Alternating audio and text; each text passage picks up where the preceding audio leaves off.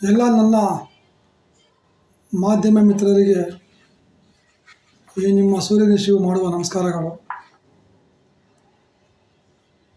ಏನು ನನ್ನ ಜೊತೆ ಉತ್ತಮವಾದ ಬಾಂಧವ್ಯ ಇಟ್ಕೊಂಡಿದ್ದಾರೆ ಪತ್ರಕರ್ತರು ಆಗಿರುವಂತಹ ಶ್ರೀಯುತ ಶ್ರೀಧರ್ ನಾಯಕ್ ಆಗಿರ್ಬೋದು,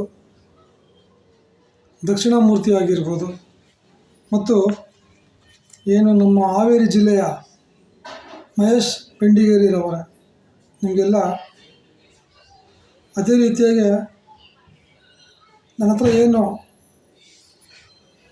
ಆಫ್ಲೈನ್ ಕ್ಲಾಸಿಗೆ ಬರ್ತಾರೆ ಹುಡುಗರು, ಅವರೆಲ್ಲರಿಗೂ ನಾನು ಇವತ್ತು ನಮಸ್ಕಾರ ಹೇಳ್ತೀನಿ. ಜೊತೆಗೆ ಸ್ವಲ್ಪ ನನಗೆ ಸಮಯದ ಅವಕಾಶ ಇಲ್ಲದಿರುವ ಕಾರಣ ನಾನು ಸರಿಯಾದ ಸಮಯಕ್ಕೆ ನಿಮಗೆ ಪಾಠ ಮಾಡೋಕ್ಕಾಗ್ತಾಯಿಲ್ಲ, ಕ್ಷಮೆ ಇರಲಿ ಈ ವಿಚಾರದಲ್ಲಿ. ಇನ್ನೊಂದೇನೆಂದರೆ, ನಾನು ನಿಮಗೆಲ್ಲ ಒಂದು ಬೇಸಿಕ್ ಪಾಠ ಮಾಡ್ತಾಯಿದ್ದೆ ಜರ್ನಲಿಸಮ್ ಬಗ್ಗೆ, ಪತ್ರಿಕೋದ್ಯಮ ಬಗ್ಗೆ. ಸೊ ನಮ್ಮ ಒಂದು ಇದರ ಪ್ರಕಾರ ಈಗಾಗಲೇ 3 ಕೋರ್ಸು ಮುಗಿದಿರುವ, ಈಗಾಗಲೇ 2 ಕೋರ್ಸ್ ಮುಗಿದಿರುವಂಥದ್ದು. ಇದು 3ನೇ ಕೋರ್ಸಲ್ಲಿ 1ನೇ ಚಾಪ್ಟರ್ ನಾನು ಮಾಡಿದ್ದೀನಿ ಆಲ್ರೆಡಿ.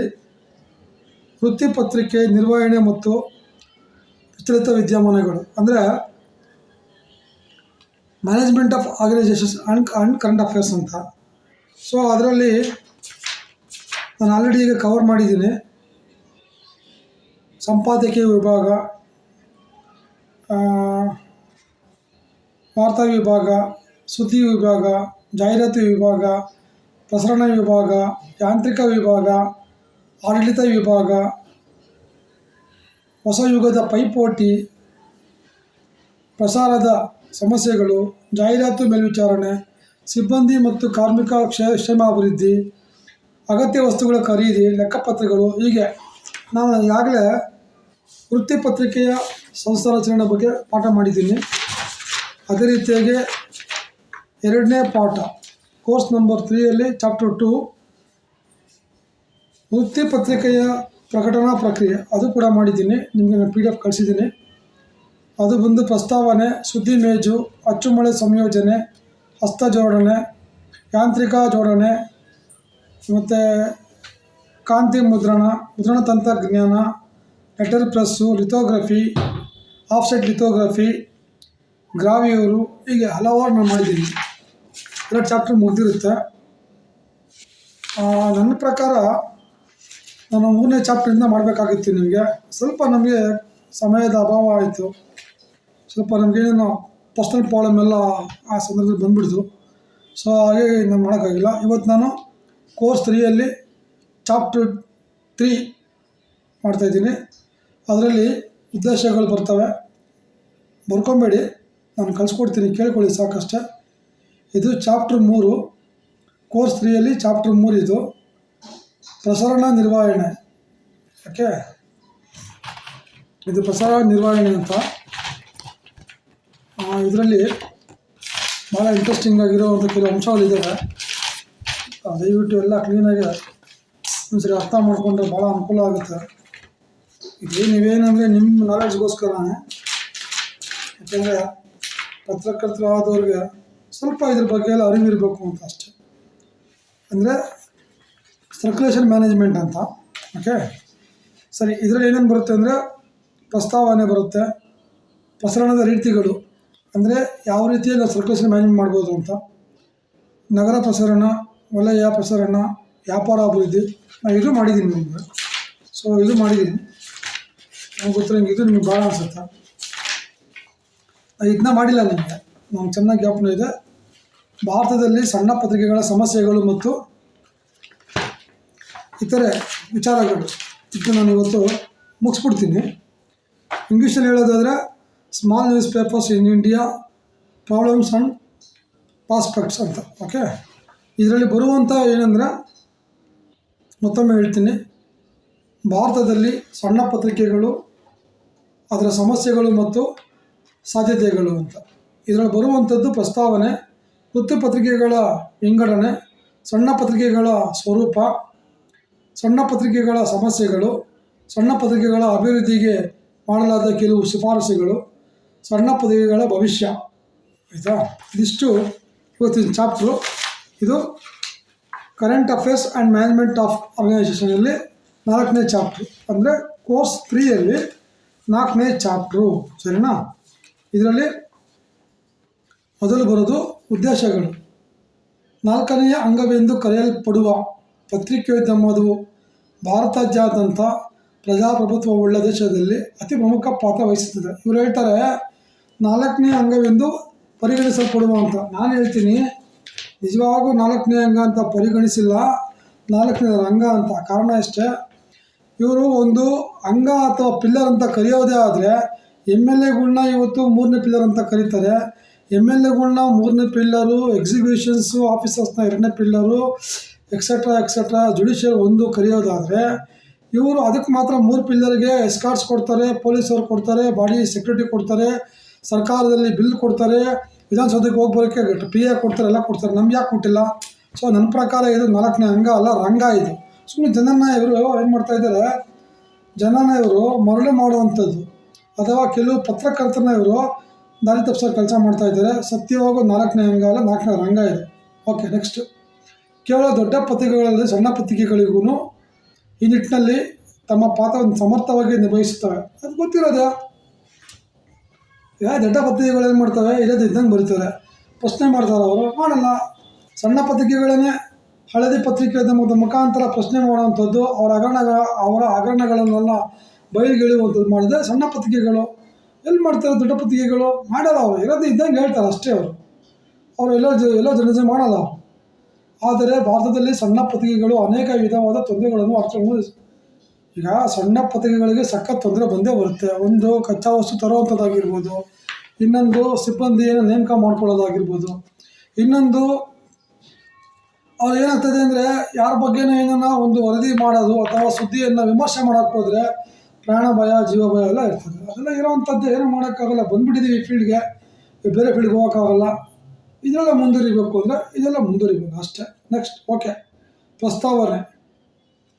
ನಡೆದು ಹೋದ ಘಟನೆಗಳ ಬಗ್ಗೆ ಲಿಖಿತ ದಾಖಲೆಗಳನ್ನು ವೃತ್ತಿ ಪತ್ರಿಕೆಗಳು ನೀಡುತ್ತವೆ. ಸುದ್ದಿಯ ತಾಜಾತನ ಬಹು ಪ್ರಧಾನವಾದದ್ದು ಮತ್ತು ಅತ್ಯಂತ ಕಡಿಮೆ ಸಮಯದಲ್ಲಿ ಘನತೆಯೊಂದರ ಬಗ್ಗೆ ಎಲ್ಲ ವಿವರಗಳನ್ನು ಪತ್ರಿಕೆಗಳು ವರದಿ ಮಾಡುತ್ತವೆ. ಅಂದರೆ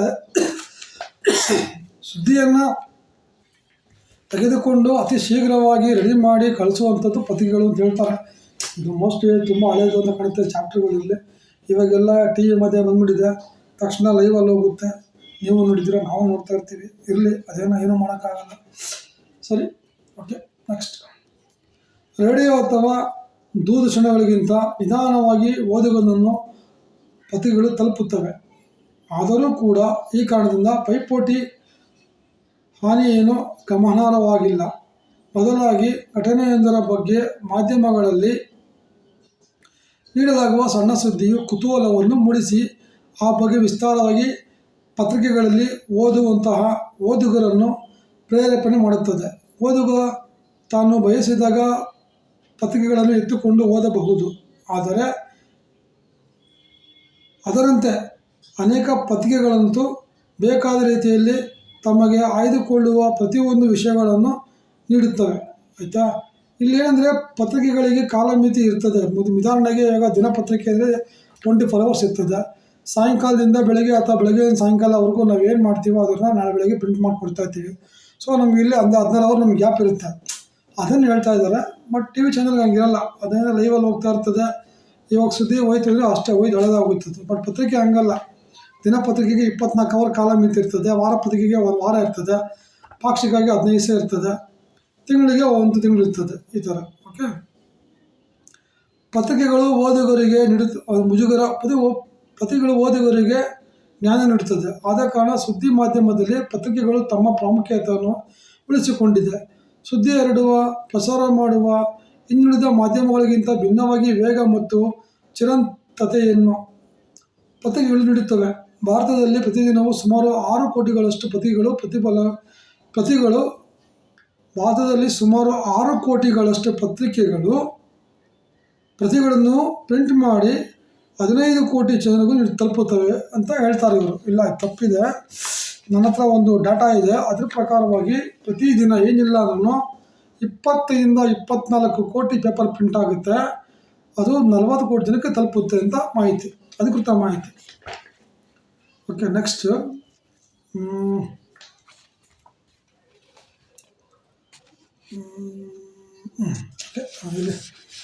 ನೆಕ್ಸ್ಟ್ ಹೇಳೋದಾದರೆ, ಭಾರತದ ಪತ್ರಿಕೆಗಳು, ಅದರಲ್ಲೂ ಮುಖ್ಯವಾಗಿ ಇಂಗ್ಲೀಷ್ ಪತ್ರಿಕೋದ್ಯಮ ಕ್ಷೇತ್ರದಲ್ಲಿ ಆಗುತ್ತಿರುವ ತಾಂತ್ರಿಕ ಅಥವಾ ಕ್ರಾಂತಿಕಾರಿಯನ್ನು ಮೈಗೂಡಿಸಿಕೊಂಡು ಹೆಚ್ಚು ಹೆಚ್ಚು ಉತ್ತಮ ಆಕರ್ಷಣೆಯನ್ನು ಪಡೆದುಕೊಂಡು ಮುನ್ನುಗ್ಗುತ್ತಿದೆ.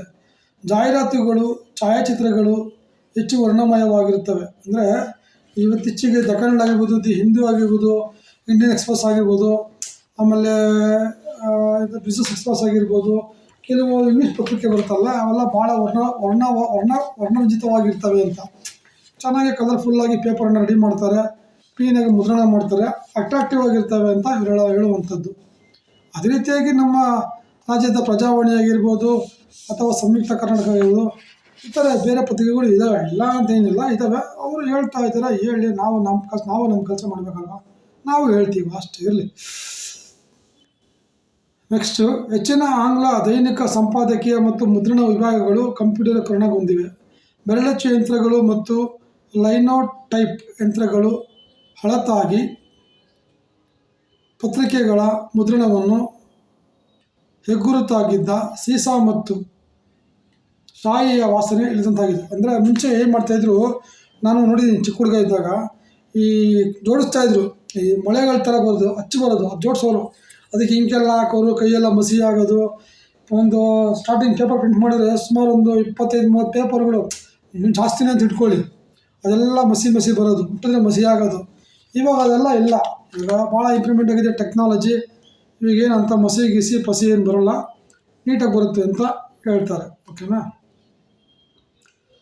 ಆದರೂ ಪ್ರಾಂತೀಯ ಭಾಷೆಗಳ ಪತ್ರಿಕಾ ರಂಗಕ್ಕೆ ಕಂಪ್ಯೂಟರ್ಗಳು ಇನ್ನೂ ಈ ಹಂತಕ್ಕೆ ಬಂದಿಲ್ಲ. ಆದರೆ ಇವೆಲ್ಲವನ್ನು ಕಬಳಿಸುತ್ತಿರುವ ಕಂಪ್ಯೂಟರ್ಗಳು ಈ ಪತ್ರಿಕೆಗಳನ್ನು ತಲುಪುವ ದಿನ ದೂರವೇನಿಲ್ಲ. ಉಪಗ್ರಹ ದೂರದರ್ಶನ ವಾಹಿನಿಗಳು ಆಗಮನ ಮಾಧ್ಯಮಗಳಿಗೆ ಧಕ್ಕೆ ಆಗುವಂಥ ಪ್ರಬಲವಾದ ಸಮಸ್ಯೆಗಳನ್ನು ಒಡ್ಡಿದೆ. ಸತ್ಯನೇ ಅದು.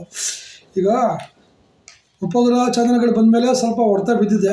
News papers, daily news papers ಆಗಿರ್ಬೋದು, ವಾರ ಪತ್ರಿಕೆ ಆಗಿರ್ಬೋದು, ಮಾಸ ಆಗಿರ್ಬೋದು, ಇಲ್ಲೆಲ್ಲ ಹೊಡೆತ ಬಿದ್ದಿದೆ. ಜನ ಮುಂಚೆ ಪೇಪರ್ನ ಹುಡಿಕೊಂಡೋಗಿ ತೊಗೊಂಡು ಓದ್ತಾಯಿದ್ರು. ಈಗ ಪೇಪರ್ನ ತೊಗೊಳ್ಳೋದೇ ಇಲ್ಲ. ಒಂದು ಸಿಗರೇಟ್ ಬೆಲೆ ಇಲ್ಲ ರೀ, 20 ರೂಪಾಯಿ IT ಸೆಕ್ಕಿಂಗ್ ಒಂದು. ಅದನ್ನು ಹೊಡೆಯೋ ಬದಲು ಪೇಪರ್ ತೊಗೊಂಡು ಓದಿದ್ರೆ ತಲೆ ಇಂಪ್ರೂವ್ಮೆಂಟ್ ಆಗುತ್ತೆ, ಜ್ಞಾನ ಬರುತ್ತೆ, ಆಮೇಲೆ ಅವ್ರಿಗೆ ವಾಕ್ಚಾತುರ್ಯ ಇಂಪ್ರೂವ್ಮೆಂಟ್ ಆಗುತ್ತೆ. ಜನ ಅದನ್ನ ಮಾಡಲ್ಲ, ಕೂತ್ಕೊಂಡು ಟಿವಿನ ಚಕ್ಕು ಅಂತ ಅಂತಾರೆ. ಅವ್ರು ಯಾರೋ ಅಲ್ಲಿ ವಾರ್ತೆ ಓದ್ತಾರೆ, ಇವರಲ್ಲಿ ನೋಡಿಕೊಂಡು ಕಿವಿ ಕೇಳಿಸ್ಕೊಂಡು ಹೋಗ್ತಾರೆ. ಅಂದರೆ ಏನು ಮಾಡೋಕ್ಕಾಗಲ್ಲ. ಇದೆಲ್ಲ ಬಂದಮೇಲೆ ಸ್ವಲ್ಪ ಹೊಡೆತ ಬಿದ್ದಿದೆ, ಪತ್ರಿಕಾ ಪ್ರಿಂಟ್ ಮೀಡಿಯಾಗೆ ಸ್ವಲ್ಪ ಹೊಡೆತ ಬಿದ್ದಿದೆ. ಆ ಥರ ಏನು ಮುಳುಗೋಗೋ ಸ್ಥಿತಿ ಏನಿಲ್ಲ. ಅವ್ರವ್ರ ಶಕ್ತಿ ಅನುಸಾರ ಅವ್ರು ಮಾಡ್ಕೊಂಡು ಹೋಗ್ತಾ ಇದ್ದಾರೆ. ಕೆಲವೊಂದು ನಡ್ಸೋಕ್ಕಾಗದಿರೋ ಮುಚ್ಕೊಂಡೋಗಿರೋದು ಉಂಟು, ಇಲ್ಲ ಅಂತೇನಿಲ್ಲ. ಅದರಲ್ಲೂ ಈ ವಾರ ಪತ್ರಿಕೆ, ಮಾಸ ಪತ್ರಿಕೆ, ಪಾಕ್ಷಿಕ ಪತ್ರಿಕೆ, ಇದ್ರ ಪೇಪರೇ ಪ್ರಿಂಟ್ ಮಾಡಿಸಲ್ಲ, PDF ಅಲ್ಲೇ ಕಾಲ ಹಾಕ್ತಾರೆ. ಏನು ಮಾಡೋಕ್ಕಾಗಲ್ಲ, ವ್ಯವಸ್ಥೆ ಹಂಗಿರುವಾಗ ಪಾಪ ಅವ್ರ ತಾನೇ ಏನು ಮಾಡ್ತಾರೆ. Okay, next. ಈ ಒಂದು ಹೋರಾಟದಲ್ಲಿ ಕೊನೆಗೂ ಗೆಲ್ಲುವವರು ಯಾರು ಎಂಬುದು ಚರ್ಚೆ ನಡೆಯುತ್ತಿದೆ. TV ಮಾಧ್ಯಮನ, ಪ್ರಿಂಟ್ ಮಾಧ್ಯಮದನ್ನ, ಹೊಸದಾಗಿ ಹುಟ್ಟಿರುವಂಥ ಡಿಜಿಟಲ್ ಮಾಧ್ಯಮನ ಅಂತ ಆಯಿತಾ, ಸೆಳೆಯುತ್ತಿರುವುದರಿಂದ ಉಂಟಾದ ಪ್ರತಿಭಾ ನಿಗತ್ತ. ಓಕೆ, ಇಲ್ಲಿ ಏನಾಗ್ತಾ ಇದೆ ಅಂದರೆ, ಆ ಆತಂಕ ತರುವ ವಿಷಯ ಇದೆ ಮಾಧ್ಯಮದಲ್ಲಿ. ವಿಚಾರ ಏನಂದರೆ, ಇವತ್ತು ಸಣ್ಣ ಮತ್ತು ಮಧ್ಯಮ ಪತ್ರಿಕೆಗಳಿಗೆ ಇವತ್ತು ಯಾವುದೇ ರೀತಿಯ ಸರ್ಕಾರದಿಂದ ಉತ್ತೇಜನ ಸಿಗ್ತಾ ಇಲ್ಲ. ಅಂದರೆ ಹಣಕಾಸಿನ ನೆರವಾಗಿರ್ಬೋದು, ಜಾಹೀರಾತು ವಿಚಾರದಲ್ಲಾಗಿರ್ಬೋದು, ಮಗತ್ತೊಂದು ಭಾಳ ಅಲ್ಪ ಮಿತಿಯಲ್ಲಿ ಸಿಗ್ತಾ ಇದೆ. ಸೊ ಅದೆಲ್ಲ ನೋಡಿದ್ರೆ ಕಷ್ಟ. ಮುಂದಿನ ದಿನಗಳಲ್ಲಿ ಪೇಪರ್ ಇಡ್ಸೋದು ತುಂಬ ಕಷ್ಟ ಇರ್ತದೆ. ನನಗೆ ಗೊತ್ತಿರೋಂಗೆ ಭಾಳ ಕಷ್ಟ. ನಮ್ಮಲ್ಲಿ ನಮ್ಮ ಸ್ನೇಹಿತರು ಹೇಳ್ತಾಯಿದ್ರು, ಅಥವಾ ನಾನು ಅವ್ರು ಚರ್ಚೆ ಮಾಡ್ತಾಯಿದ್ವಿ ಯಾವಾಗಲೂ, ಸ್ವಂತ ಮನೆ ಇದ್ದು ಬಾಡಿಗೆ ಬರೋಂಗಿದ್ರೆ ಒಂದು 50,000 ದಿನಪತ್ರಿಕೆ ಮಾಡಬೇಕಂತ. ಸ್ವಂತ ಮನೆ ಇದೆ, ಬಾಡಿಗೆ ಬರೋಲ್ಲ ಅಂದರೆ ವಾರ ಪತ್ರಿಕೆ ಮಾಡಬೇಕಂತ. ಸ್ವಂತ ಮನೆಯೂ ಇಲ್ಲ, ನಾನು ಲೀಸ್ ಮನೆಗಿದ್ದೀನಿ, ಇನ್ಕಮ್ ಏನಿಲ್ಲ ಅಂದರೆ ಪಾಕ್ಷಿಕ ಪತ್ರ ಮಾಡಬೇಕಂತೆ. ಆಯಿತಾ, ಬಾಡಿಗೆ ಮನೆಗಿದ್ದೀನಿ, ಏನೂ ಇಲ್ಲ ಅಂದರೆ ಮಾಸ ಪತ್ರಿಕೆ ಮಾಡಬೇಕಂತ. ಆ ಸ್ಥಿತಿ ಇವತ್ತು ನಿರ್ಮಾಣ ಆಗಿದೆ, ಆಗೋಗಿದೆ, ಮಾಡ್ತಾಯಿದ್ದಾರೆ ಬಿಡಿ. ಇವತ್ತು ಆಟೋ ಓಡಿಸೋರು, ಪೇಪರಲ್ಲಿ ಏನೋ ತರಕಾರಿನ ಕಟ್ಟಿ ಕಳಿಸೋವಂಥವ್ರು, ಬೇರೆ ರೀತಿಯ ಒಂದು ವ್ಯವಹಾರ ಮಾಡ್ತಾ ಇರುವಂಥವರೆಲ್ಲ ಇವತ್ತು ಈ ಒಂದು ರಂಗಕ್ಕೆ ಬಂದುಬಿಟ್ಟು ಇವತ್ತು ಮಾಧ್ಯಮ ರಂಗದಲ್ಲಿ ನಿಜವಾದ ಪತ್ರಕರ್ತನಿಗೆ ಬೆಲೆನೇ ಇಲ್ಲ ಅಂತ ಆಗ್ಬಿಟ್ಟಿದೆ. ಏನು ಮಾಡೋಕ್ಕಾಗಲ್ಲ. ಪ್ರಜಾಪ್ರಭುತ್ವ ಯಾರೇನು ಬೇಕಾದ್ರೂ ಮಾಡ್ಬೋದು ಅಂತ ಹೇಳ್ತಾರೆ. ನಾವೇನು ಮಾಡೋಕ್ಕಾಗತ್ತೆ? ಮಾಡಲಿ ಬಿಡಿ. ಓಕೆ, ವೃತ್ತಪತ್ರಿಕೆಗಳ ವಿಂಗಡಣೆ. ಇಲ್ಲಿ ಪತ್ರಿಕೆಗಳನ್ನು ಭಾಗ್ಯ ಮಾಡ್ಬೋದು ಅಂತ. ಏನು ಭಾಗ್ಯ ಅಂದರೆ ಕ್ಲಾಸಿಫಿಕೇಷನ್ ಆಫ್ ನ್ಯೂಸ್ ಪೇಪರ್ಸ್. ಅಂದರೆ ನ್ಯೂಸ್ ಪೇಪರ್ಸ್ನ ನಾವು ವಿಂಗಡಣೆ ಏನೆಲ್ಲ ಮಾಡ್ಬೋದು, ಯಾವ ಥರ ಮಾಡ್ಬೋದು, ಎಷ್ಟು ಥರ ಮಾಡ್ಬೋದು ಅಂದರೆ, ಪ್ರಸರಣ ಆಧಾರದ ಮೇಲೆ ವೃತ್ತಪತ್ರಿಕೆಗಳನ್ನು ಬೃಹತ್, ದೊಡ್ಡ, ಮಧ್ಯಮ ಮತ್ತು ಸಣ್ಣ ಪತ್ರಿಕೆಗಳೆಂದು ವಿಂಗಡಿಸಬಹುದು. ಯಾವುದೇ ಪ್ರಕಟಣೆಯ ದಿನದಂದು ಪತ್ರಿಕೆಯ ಒಟ್ಟು ಪ್ರಸಾರ 25,000 ಅಥವಾ ಅದಕ್ಕಿಂತ ಕಡಿಮೆ ಇದ್ದರೆ ಅದನ್ನು ಸಣ್ಣ ಪತ್ರಿಕೆ ಎಂದು ಕರೆಯಲಾಗುತ್ತದೆ. ಅಂದರೆ ಒಂದು ದಿನಕ್ಕೆ ಅಥವಾ ಯಾವುದೇ ಒಂದನ್ನು ಪಬ್ಲಿಷ್ ಮಾಡಿದರೆ ನೀವು 25,000ಕ್ಕಿಂತ ಕಡಿಮೆ ನೀವು ಮಾಡ್ತಾ ಇದ್ದೀರಾ ಅಂದರೆ ನಾವು ಅದನ್ನು ಸಣ್ಣ ಪತ್ರಿಕೆ ಅಂತ ಕರೀತೀವಿ ಅಧಿಕೃತವಾಗಿ.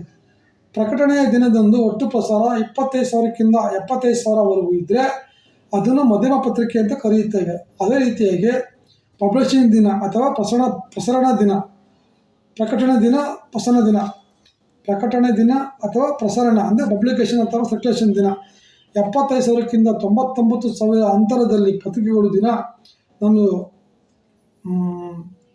ಇದು ಪ್ರಸರಣ ಆಗ್ತಾ ಇದ್ದರೆ ನಾವು ಅದನ್ನು ದೊಡ್ಡ ಪತ್ರಿಕೆ ಅಂತ ಕರೆಯುತ್ತೇವೆ. ಗ್ಯಾಪ್ ಇಟ್ಕೊಳ್ಳಿ. 25,000ಕ್ಕಿಂತ ಒಳಗಡೆ ಇದ್ದರೆ ಒಂದು ದಿನ ಅಥವಾ ಯಾವಾಗ ನಾವು ಪಬ್ಲಿಷ್ ಮಾಡ್ತೀವೋ ಆ ಸಂದರ್ಭದಲ್ಲಿ ಆ ಒಂದು ಪೇಪರ್ ಕಂಪ್ನಿಯನ್ನು ನಾವು ಸಣ್ಣ ಪತ್ರಿಕೆ ಅಂತ ಕರೆಯುತ್ತೇವೆ. ಜೊತೆಗೆ ಯಾವ ಪೇಪರು ಒಂದು ದಿನಕ್ಕೆ, ವಾರ ಆಗಿರಲಿ, ಮಾಸ ಆಗಿರಲಿ, ದಿನ ಆಗಿರಲಿ 25,000ಕ್ಕಿಂತ 70,000ವರೆಗೂ ನಾವು ಅದನ್ನ ಸರ್ಕ್ಯುಲೇಷನ್ ಮಾಡ್ತಾ ಇರ್ತೀವಿ, ಅದನ್ನು ನಾವು ಮಧ್ಯಮ ಪತ್ರಿಕೆ ಅಂತ ಕರೆಯುತ್ತೇವೆ. ಜೊತೆಗೆ 75,000ಕ್ಕಿಂತ 1,00,000ವರೆಗೂ ಯಾರು ದಿನ ಅಥವಾ ವಾರ ಅಥವಾ ಎಕ್ಸೆಟ್ರಾ ಪ್ರಿಂಟ್ ಮಾಡಿ ಸರ್ಕ್ಯುಲೇಷನ್ ಮಾಡ್ತಾರೆ ಅದನ್ನು ದೊಡ್ಡ ಪತ್ರಿಕೆ ಅಂತ ಕರೆಯುತ್ತೇವೆ. ಇದು ಕ್ಲಾಸಿಫಿಕೇಷನ್ ಆಫ್ ನ್ಯೂಸ್ ಪೇಪರ್ಸ್ ಅಂದರೆ ಪತ್ರಿಕೆಗಳ ವರ್ಗೀಕರಣ ಅಥವಾ ವಿಂಗಡಣೆ ಅಂತ ಕರಿಬೋದು. ಓಕೆನಾ? ಆದರೆ ಇನ್ನೂ ಒಂದೇನೆಂದರೆ ಅತಿ ಹೆಚ್ಚು ದೊಡ್ಡ 10ಕ್ಕೂ ಹೆಚ್ಚು ಆಂಗ್ಲ ದೈನಿಕ ದಿನವಹಿ ಒಟ್ಟು ಪ್ರಸಾರ 1,00,000 ಹೆಚ್ಚು ಇದೆ. ಅಂತೆಯೇ 1,00,000ಕ್ಕೂ ಹೆಚ್ಚು ಪ್ರಸಾರವುಳ್ಳ ಇತರ ಭಾರತೀಯ ವೃತ್ತಪತ್ರಿಕೆಗಳು ಭಾಳಷ್ಟಿವೆ. ಅಂದರೆ 1,00,000ಕ್ಕಿಂತ ಹೆಚ್ಚು ಏನು ಪ್ರಸರಣ ಸರ್ಕ್ಯುಲೇಷನ್ ಇರ್ತದೆ ಅದನ್ನು ಅತಿ ದೊಡ್ಡ ಪತ್ರಿಕೆ ಅಂತ ಕರೀತೇವೆ. ಉದಾಹರಣೆ ಹೇಳೋದಾದರೆ ಡೆಕ್ಕನ್ ಹೆರಾಲ್ಡ್ ಇದೆ, ಪ್ರಜಾವಾಣಿನೂ ಇದೆ, ಕನ್ನಡಪ್ರಭ ಸ್ವಲ್ಪ ಕಡಿಮೆ ಆಗ್ತಾಯಿದೆ, ಬಟ್ ಪರವಾಗಿಲ್ಲ, ಹತ್ರದಲ್ಲಿದೆ, ಏನು ತೊಂದರೆ ಏನಿಲ್ಲ, ಆ ಥರ ಇದೆ. ಆಮೇಲೆ ಇಂಗ್ಲೀಷ್ ಪೇಪರ್ ದಿ ಹಿಂದೂ ಜಾಸ್ತಿ ಇದೆ, ಇಂಡಿಯನ್ ಎಕ್ಸ್‌ಪ್ರೆಸ್ ಇದೆ. ಈ ಥರ ಹಲವಾರು ಪತ್ರಿಕೆಗಳಿರ್ತವೆ. ಸಣ್ಣ ಪತ್ರಿಕೆಗಳ ಸ್ವರೂಪ ಅಂದರೆ nature of small news papers ಅಂತ ಕರೆಯುತ್ತೇವೆ. ಸಣ್ಣ ಪತ್ರಿಕೆಗಳು ಪ್ರಸಾರದಲ್ಲಿ ಮಾತ್ರ ಸಣ್ಣದಲ್ಲ, ಕೆಲವು ಸಲ ಅವುಗಳು ಭೌತಿಕ ಗಾತ್ರವು ಚಿಕ್ಕದೆ, ಅವುಗಳ ಬೆಲೆಯೂ ಕಡಿಮೆ. ಕೆಲವೊಮ್ಮೆ ಒಬ್ಬನೇ ವ್ಯಕ್ತಿ ಸಂಪಾದಕನಾಗಿ, ವರದಿಗಾರನಾಗಿ, ಮುದ್ರಕನಾಗಿ ಮತ್ತು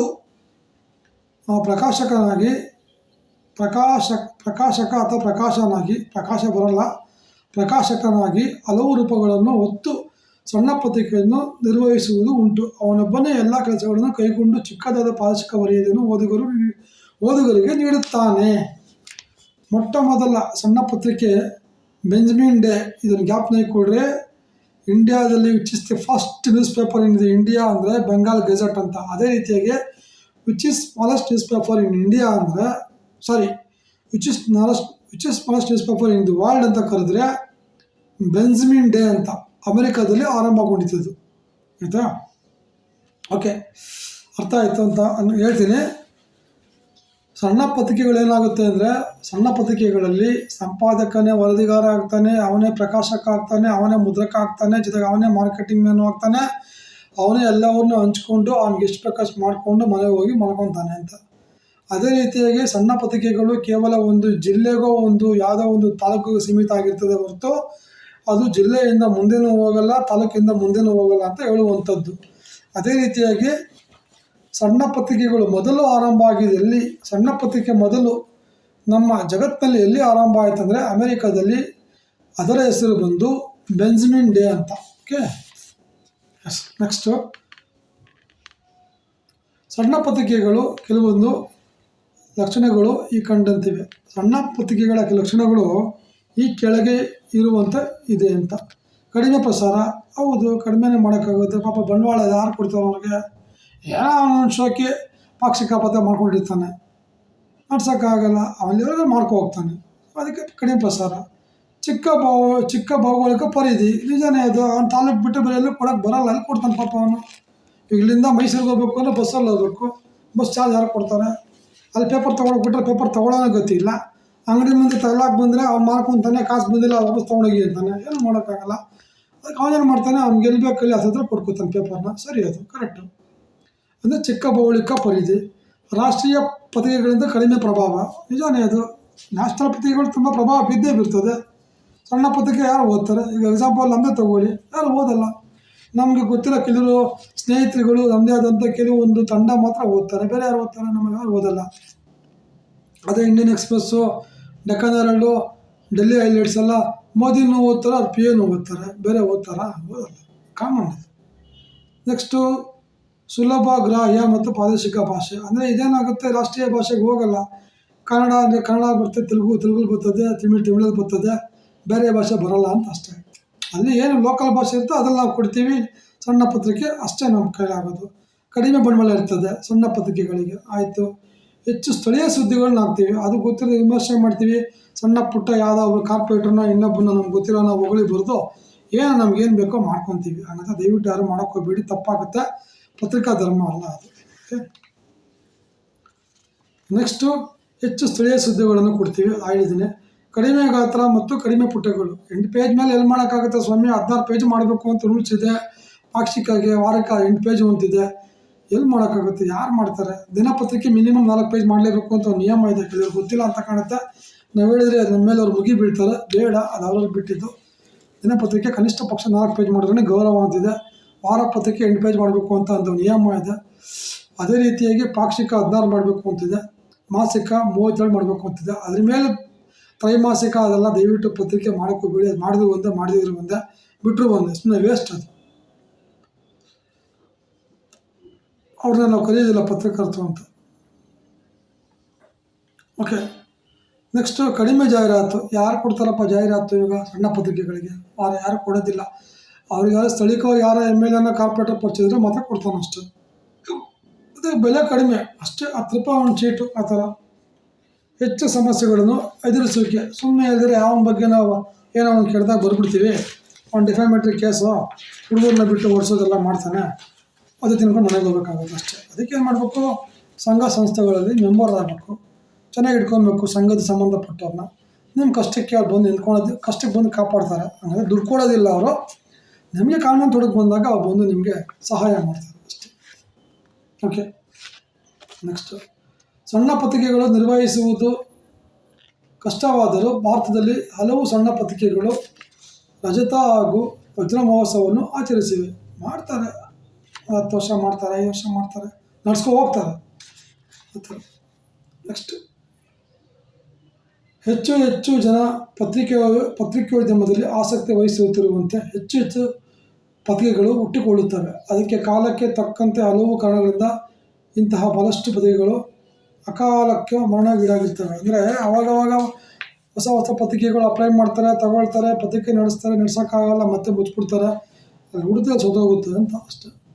ಭಾರತದ ಪತ್ರಿಕಾ ಪ್ರಪಂಚವನ್ನು ಅವಲೋಕಿಸಿದರೆ ಪತ್ರಿಕೆಗಳ ಒಟ್ಟು ಸಂಖ್ಯೆಯು 1/3 ಭಾಗದಷ್ಟು ಸಣ್ಣ ಪತ್ರಿಕೆಗಳೇ ಇರುವುದು ಕಂಡುಬರುತ್ತದೆ. ದೊಡ್ಡ ಪತ್ರಿಕೆಗಳು ಹೆಚ್ಚಾಗಿ ನಗರಾಭಿಮುಖವಾಗಿರುವಂಥವು. ಅಂದರೆ ಇಂಡಿಯಾದಲ್ಲಿ ಜಾಸ್ತಿ ಸಣ್ಣ ಪತ್ರಿಕೆಗಳು ಇದ್ದಾವೆ, ದೊಡ್ಡ ಪತ್ರಿಕೆಗಳು ಕಡಿಮೆ ಇದ್ದಾವೆ ಅಂತ. ಅಂದರೆ ದೊಡ್ಡ ಪತ್ರಿಕೆಗಳು ಏನು ಮಾಡ್ತವೆ, ಆದಷ್ಟು ಕ್ಯಾಪಿಟಲ್ ಸಿಟಿಗಳು, ದೊಡ್ಡ ನಗರದಲ್ಲಿ ಮಾತ್ರ ಅದು ಚಲಾವಣೆ ಆಗ್ತವೆ, ದೊಡ್ಡ ಸುದ್ದಿನ ಮಾಡ್ತವೆ, ಸಣ್ಣ ಸುದ್ದಿನ ಮಾಡಲ್ಲ. ಸಣ್ಣ ಸುದ್ದಿ ಸಣ್ಣ ಪತ್ರಿಕೆ ಮಾಡ್ಕೊಳ್ತವೆ ಅಂತ ಅರ್ಥ ಅಷ್ಟೇ. ಸಣ್ಣ ಪತ್ರಿಕೆಗಳು ಚಿಕ್ಕ ನಗರಗಳಲ್ಲಿ ಮತ್ತು ಗ್ರಾಮೀಣ ಭಾಗಗಳಲ್ಲಿ ಹೆಚ್ಚು ಪ್ರಚಲಿತವಾಗಿರುತ್ತವೆ. ರಾಷ್ಟ್ರೀಯ ಪತ್ರಿಕೆಗಳಿಗಿಂತ ಹೆಚ್ಚು ಪರಿಣಾಮಕಾರಿಯಾಗಿ ಇವು ಗ್ರಾಮೀಣ ಜನರನ್ನು ತಲುಪುತ್ತವೆ. ಅದು ಗೊತ್ತಿರೋದೆ. ಸಣ್ಣ ಪತ್ರಿಕೆ ಮನೆಗೂ ತೊಗೊಂಡು ಫ್ರೀಯಾಗಿ ತಗೋತಾರೆ, ಕಾಸು ಕೊಟ್ಟು ತಗೊಳ್ಳೋಣ ನಾವು. ಅದಕ್ಕೆ ಅಲ್ಲೆಲ್ಲ ಫೇಮಸ್ ಆಗಿರುತ್ತೆ. ಯಾರು PDO ಸೆಕ್ರೆಟರಿಗೋ ತೊಗೊಂಡೋಗಿ ಕೊಡ್ತೀವಿ ನಾವು, ಅವ್ನು ನೋಡ್ತಾನೆ, ಆಯ್ತು ಬಾಪ್ಪ ನಾಳೆ ಬೆಳಗ್ಗೆ ಅಂತ ಅಷ್ಟೆ. ಆ ಥರ ಹಲವಾರು ಸಣ್ಣ ಪತ್ರಿಕೆಗಳು ರಾಜ್ಯಗಳ ರಾಜಧಾನಿಗಳ ಜಿಲ್ಲಾ ಕಚೇರಿಗಳ ಅಥವಾ ಕೇಂದ್ರ ಅಥವಾ ಜಿಲ್ಲಾ ಕೇಂದ್ರಗಳ, ತಾಲೂಕು ಕೇಂದ್ರಗಳ ಅಷ್ಟೇ ಏಕೆ ಪ್ರಮುಖ ವಾಣಿಜ್ಯ ಕೇಂದ್ರಗಳಲ್ಲಿಯೂ ಪ್ರಕಟಗೊಳ್ಳುತ್ತವೆ. ಸಣ್ಣ ಪತ್ರಿಕೆಗಳು, ದೊಡ್ಡದಲ್ಲ, ಸಣ್ಣದು. ದೊಡ್ಡ ಪತ್ರಿಕೆ ಪ್ರಕಟ ಆಗೋದು ಕೇವಲ ಸಿಟಿಗಳಲ್ಲಿ ಮಾತ್ರ. ಹೆಡ್ ಆಫೀಸ್ ಉದಾಹರಣೆ ಹೇಳ್ಬೇಕಂದ್ರೆ ಬಾಂಬೆ, ಡೆಲ್ಲಿ, ಮೈಸೂರು, ಮ್ಯಾಂಗ್ಳೂರು, ಹುಬ್ಳಿ, ಬೆಳಗಾವಿ, ಈ ಥರ, ಬೆಂಗಳೂರು, ಆಯಿತಾ. ದೊಡ್ಡ ಪತ್ರಿಕೆಗಳು ವರದಿ ಮಾಡುವ ಸುದ್ದಿಗಳನ್ನು ಹಾಗೂ ದೊಡ್ಡ ಪತ್ರಿಕೆ ಓದುಗರನ್ನು ಆಕರ್ಷಿಸದೆ ಹೋಗುವ ಅನೇಕ ವಿಷಯಗಳನ್ನು ನೀಡಿ ಸಣ್ಣ ಪತ್ರಿಕೆಗಳು ಓದುಗರನ್ನು ಆಕರ್ಷಿಸ್ತವೆ. ಅಂದರೆ ಕೆಲವು ಸರಿ ಏನಾಗುತ್ತೆ, ದೊಡ್ಡ ಪತ್ರಿಕೆಗಳು ಆ ಸುದ್ದಿಯನ್ನು ಏನಂದರೆ ಸ್ಥಳೀಯದಂತ ಕೆಲವೊಂದು ಮಾಡೋದಿಲ್ಲ. ಅಂದರೆ ಸ್ಥಳೀಯದಂದರೆ ಯಾವುದೋ ಒಂದು ಹಳ್ಳಿ ಎಲ್ಲೋ ಒಳಗೆ ಏನೋ ಆಗಿರ್ತದೆ, ಅದನ್ನು ವರದಿಗಾರ ಹೋಗಿ ತೊಗೊಂಬರಲ್ಲ, ಅಥವಾ ಗೊತ್ತಿರಲ್ಲ, ಹೋಗಲ್ಲ, ಅಥವಾ ಏನೋ ಅವ್ರ ಸಮಸ್ಯೆ ನಮ್ಗೆ ಗೊತ್ತಿಲ್ಲ. ಸಣ್ಣ ಪತ್ರಿಕೆಗಳು ಏನು ಮಾಡ್ತವೆ, ಅಲ್ಲೇ ಎಲ್ಲೋ ಅವರ ಪರಿಚಯ ಇರ್ತಾರೆ, ಮಾಮ ಇದ್ದಾನ, ಅಕ್ಕನ ಮಗನ, ತಂಗಿ ಮಗನ, ಫೋನ್ ಮಾಡ್ತಾರೆ, ಅವನಿಗೂ ಸುದ್ದಿ ಬೇಕು, ಟಕ್ಕಂತ ಹಾಕಿ ಹೋಗ್ಬಿಡ್ತಾನೆ ಅಷ್ಟೇ. ಸಣ್ಣ ಪತ್ರಿಕೆಗಳ ಸಮಸ್ಯೆಗಳು, ಇಲ್ಲೇ ಇರೋದು ಆಟ. ಸಣ್ಣ ಪತ್ರಿಕೆಗಳು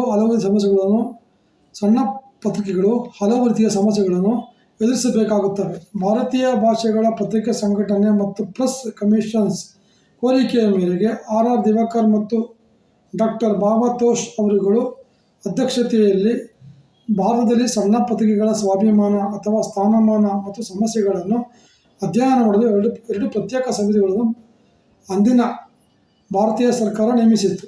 ದಿವಾಕರ್ ಸಮಿತಿಯು ಸಣ್ಣ ಪತ್ರಿಕೆಗಳು ಎದುರಿಸುತ್ತಿರುವ ಪ್ರಮುಖ ಸಮಸ್ಯೆಗಳನ್ನು ಪಟ್ಟಿ ಮಾಡಿ ಮಾರ್ಚ್ 1979 ಅಂದರೆ 1979ರಲ್ಲಿ ತನ್ನ ವರದಿಯನ್ನು ಸರ್ಕಾರಕ್ಕೆ ಸಲ್ಲಿಸಿತ್ತು. ಅದೇನೇನು ಅಂದರೆ ಈ ಕೆಳಗೊಂಡಿದ್ದಾವೆ. ಒಂದು, ತರಬೇತಿ ಹೊಂದಿದ ಸಿಬ್ಬಂದಿಯ ಕೊರತೆ. ತರಬೇತಿ ಇಲ್ಲದ ಸಿಬ್ಬಂದಿಯ ಕೊರತೆ ಇರ್ತದೆ ಅಂತ ಸಣ್ಣ ಪತ್ರಿಕೆಗಳಿಗೆ. ಮತ್ತು ಮುದ್ರಣ ಕಾಗದದ ಕೊರತೆ. ನಿಜ, ಯಾರು ಕೊಡ್ತಾರೆ? ಯಾರು ಕೊಡಲ್ಲ. ಇವತ್ತೂ ಕೆಲವು ಪತ್ರಿಕೆಗಳಿಗೆ ಸರ್ಕಾರದಿಂದ ಕಚ್ಚಾ ವಸ್ತು ಅಂದರೆ ಇಂಪ್ರಿಂಟ್ ಕೊಡ್ತಾ ಇದ್ದಾರೆ, ಮುದ್ರಣ ಮಾಡೋಕ್ಕೆ ಕಾಗದ ಕೊಡ್ತಾ ಇದ್ದಾರೆ. ನಿಮಗೆಲ್ಲ ಗೊತ್ತಿರಲಿ, ಸಂಜೀವನಿ ಕೂಡ ಇವತ್ತು ಕೂಡ ತಗೊಳ್ತಾ ಇದೆ, ಫ್ರೀಯಾಗಿ ತೊಗೊಳುತ್ತೆ ಪೇಪರನ್ನು ಮುದ್ರಣ ಮಾಡೋದಕ್ಕೆ. ಹಂಗಂತ ದಯವಿಟ್ಟು ಯಾರು ಸಂಜೀವನಿ ವಿರುದ್ಧ ದಯವಿಟ್ಟು ಯಾರು ಮಾತಾಡೋಕ್ಕೆ ಹೋಗ್ಬೇಡಿ.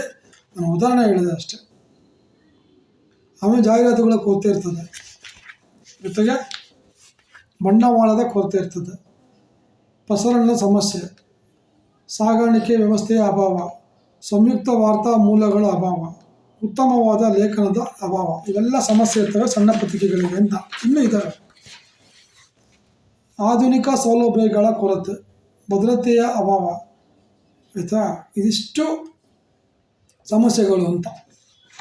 ಅದರಲ್ಲಿ ಹೇಳೋದಾದರೆ ಭದ್ರತೆಯ ಅಭಾವ ಏನು ಅಂದರೆ, ಸರ್ಕಾರಗಳಾಗಲಿ ಅಥವಾ ಇತರ ಯಾವುದೇ ಸಂಘ ಸಂಸ್ಥೆಗಳಾಗಲಿ ಸಣ್ಣ ಪತ್ರಿಕೆಗಳಿಗೆ ಭದ್ರತೆ ಒದಗಿಸುವ ಯಾವುದೇ ರೀತಿಯ ಕಾರ್ಯಕ್ರಮಗಳನ್ನು ಹಾಕಿಕೊಳ್ಳೋದು ಇಲ್ಲ. ಯಾಕಂದರೆ ಕಾಸು ಕೊಡಲ್ಲ, ಅದನ್ನ ಹಾಕಲ್ಲ, ಬಿಡಿ, ಅದು ಗೊತ್ತಿರೋದು. ಇದು ಸಣ್ಣ ಪತ್ರಿಕೆಗಳು ನಿರ್ಭಯವಾಗಿ ಕೆಲಸ ಮಾಡುವುದು ಕಷ್ಟ. ಕ್ಷುಲ್ಲಕ ಕಾರಣಗಳಿಂದಾಗಿ ಸರ್ಕಾರಗಳಿಂದ ಅಥವಾ ವ್ಯಕ್ತಿಗಳಿಂದ ಅಲ್ಲೇ ಒಳಗಾಗುವ ಸಂದರ್ಭಗಳು ಬರ್ತವೆ. ಇಷ್ಟೇ ಅಲ್ಲದೆ ದೊಡ್ಡ ಪತ್ರಿಕೆಗಳು ಅಸಹಕಾರ, ಸಮಾಜ ವಿರೋಧಿ ಸಂಘಟನೆಗಳ ಬೆದರಿಕೆ ಹಾಗೂ ತುಂಡವಾದ ಓದುಗ ಸಮೂಹ ಇತ್ಯಾದಿ ಸಮಸ್ಯೆಗಳು. ಅಭದ್ರತೆಯ ಅಭಾವ ಅಂದರೆ ಸಣ್ಣ ಪತ್ರಿಕೆಗಳಿಗೆ ಏನಾಗುತ್ತೆ, ಸರ್ಕಾರದಿಂದ ಯಾವುದೇ ರೀತಿ ಸಹಾಯ ಸಿಗಲ್ಲ, ಜಾಹೀರಾತು ಸಹಾಯ ಮಾಡಲ್ಲ. ಎರಡನೇದು, ದೊಡ್ಡ ಪತ್ರಿಕೆಗಳು ಸಣ್ಣ ಪತ್ರಿಕೆಗಳಿಗೆ ಬೆಳೆಯೋಕ್ಕೆ ಬಿಡಲ್ಲ. ಹಂಗಂತ ಅವ್ರೇನು ಬಂದು ಹಠಕ್ಕೆ ಕೂತ್ಕೊಂಡಿಲ್ಲ. ಅವರು ಜಾಸ್ತಿ ಅವರು ಅವರದೇ ಆದಂಥ ಶೈಲಿಯಲ್ಲಿ ಪೇಪರ್ನ ಪ್ರಿಂಟ್ ಮಾಡಿ ಕಳಿಸ್ತಾ ಇರ್ತಾರೆ. ಜನರಿಗೆ ನಾವು ತಲುಪುವಂತೆ ನಾವು ಮಾಡಿದರೆ ಅವ್ರೇನು ಮಾಡೋಕ್ಕಾಗಲ್ಲ. ಏನೋ ಹೇಳಿದ್ದಾರೆ ಇರಲಿ. ಜೊತೆ ಕೆಲವೊಂದು ತಂಡ ಇರ್ತವೆ, ಅವೇನು ಮಾಡ್ತವೆ, ಈ ಸಣ್ಣ ಪತ್ರಿಕೆಯವ್ರನ್ನ ಬೆಳೆಯೋಕ್ಕೆ ಬಿಡಲ್ಲ. ಯಾರು ಅಂದರೆ ಕೆಲವು ಲೋಕಲ್ ಇರೋರು ಇರ್ತಾರೆ, ಅಡ್ಜಸ್ಟ್ ಆಗಿರ್ತಾರೆ ಕೆಲವು ಕಂಪ್ನಿಗಳಿಗೆ, ಅವ್ರೇನು ಮಾಡ್ತಾರೆ, ಬಿಡೋದಿಲ್ಲ ಅಂತ ಅಷ್ಟೆ. ಓಕೆ, ನೆಕ್ಸ್ಟು ಆಧುನಿಕ ಸೌಲಭ್ಯದ ಕೊರತೆ. ಇದು ಒಂದು ಕೊರತೆ ಸಣ್ಣ ಪತ್ರಿಕೆಗೆ. ಅಂದರೆ ಹಣಕಾಸಿನ ಕೊರತೆಯಿಂದ ಸಣ್ಣ ಪತ್ರಿಕೆಗಳು ಆಧುನಿಕ ಸೌಲಭ್ಯಗಳು ಪಡೆದು ಸಾಧ್ಯವಿಲ್ಲ. ಹಣಕಾಸು ತಾನೇ ನಾವೇನು ಮಾಡೋಕ್ಕಾಗೋದು? ಹಣಕಾಸೇ ಇಲ್ಲ ಅಂದರೆ ನಾವೇನು ಮಾಡೋಕ್ಕಾಗ್ತದೆ? ಸೊ ಹಣಕಾಸು ಇಲ್ಲ ಅಂದರೆ ನಾವು ಸೌಲಭ್ಯವನ್ನು ಪಡೆಯೋಕ್ಕಾಗಲ್ಲ ಅಂತ ಅರ್ಥ. ಹೆಚ್ಚಿನ ಪತ್ರಿಕೆಗಳಿಗೆ ತಮ್ಮದೇ ಆದ ಮುದ್ರಣಾಲಯವೂ ಇರುವುದಿಲ್ಲ. ಅದೆಲ್ಲಿದೆ ಪ್ರಿಂಟ್ ಹೇಳಿ?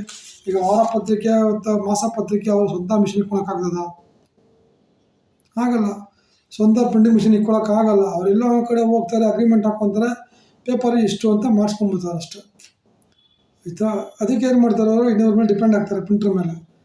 ಬೇರೆಯವರು ತಿರಸ್ಕಾರ ಮಾಡಿದರೆ ಪ್ರಿಂಟ್ ಮಾಡ್ಸೋಕ್ಕೆ ಬರೋಲ್ಲ, ಇನ್ನೊಂದು ಕಡೆ ಹುಡ್ಕೊಂಡು ಹೋಗ್ಬೇಕು, ಅವ್ನು ಜಾಸ್ತಿ ರೇಟ್ ಇರ್ತಾನೆ, ಇನ್ನೊಬ್ಬ ಜಾಸ್ತಿ ಬೆಲೆ ಹೇಳ್ತಾನೆ, ಈಗ ಅಲ್ದಾಟ ಇರ್ತದೆ. ಎಲ್ಲ ಒಂದು ಕಡೆ ಮಾಡಿಸ್ಕೊತಾರೆ, ಇಲ್ಲಿ ಬೇಕಲ್ಲಿ ಬಿಡಿ, ಅದು ಎರಡನೇ ಪ್ರಶ್ನೆ. ಆಯಿತಾ. ನೆಕ್ಸ್ಟು ಆಮೇಲೆ ಬಳಸೋವಂಥ ಕಾಗದ ಕೂಡ ಅಂತ ಏನು ಇದಾಗಿರಲ್ಲ ಅಂತ. ಇವಾಗೆಲ್ಲ ಡಿಜಿಟಲ್ ಮಾಧ್ಯಮ ಬಂದಿದೆ, ಡಿಜಿಟಲ್ ಪೇಪರ್ಸ್ ಹಾಕೊತಾರೆ, ಕೆಲವರು ಅನುಕೂಲವಾಗಿರೋರು, ಕೆಲವರು ಹಳೆ ಪೇಪರ್ ಹಾಕ್ತಾರೆ, ಏನು ಮಾಡೋಕ್ಕಾಗಲ್ಲ, ಹಾಕ್ಕೊಳ್ಳಿ, ಅದು ನಾವು ಕೇಳೋಕ್ಕೂ ಬರೋಲ್ಲ, ನಮ್ಮ ಕೆಲಸ ಅಲ್ಲ ಅದು. ಓಕೆ.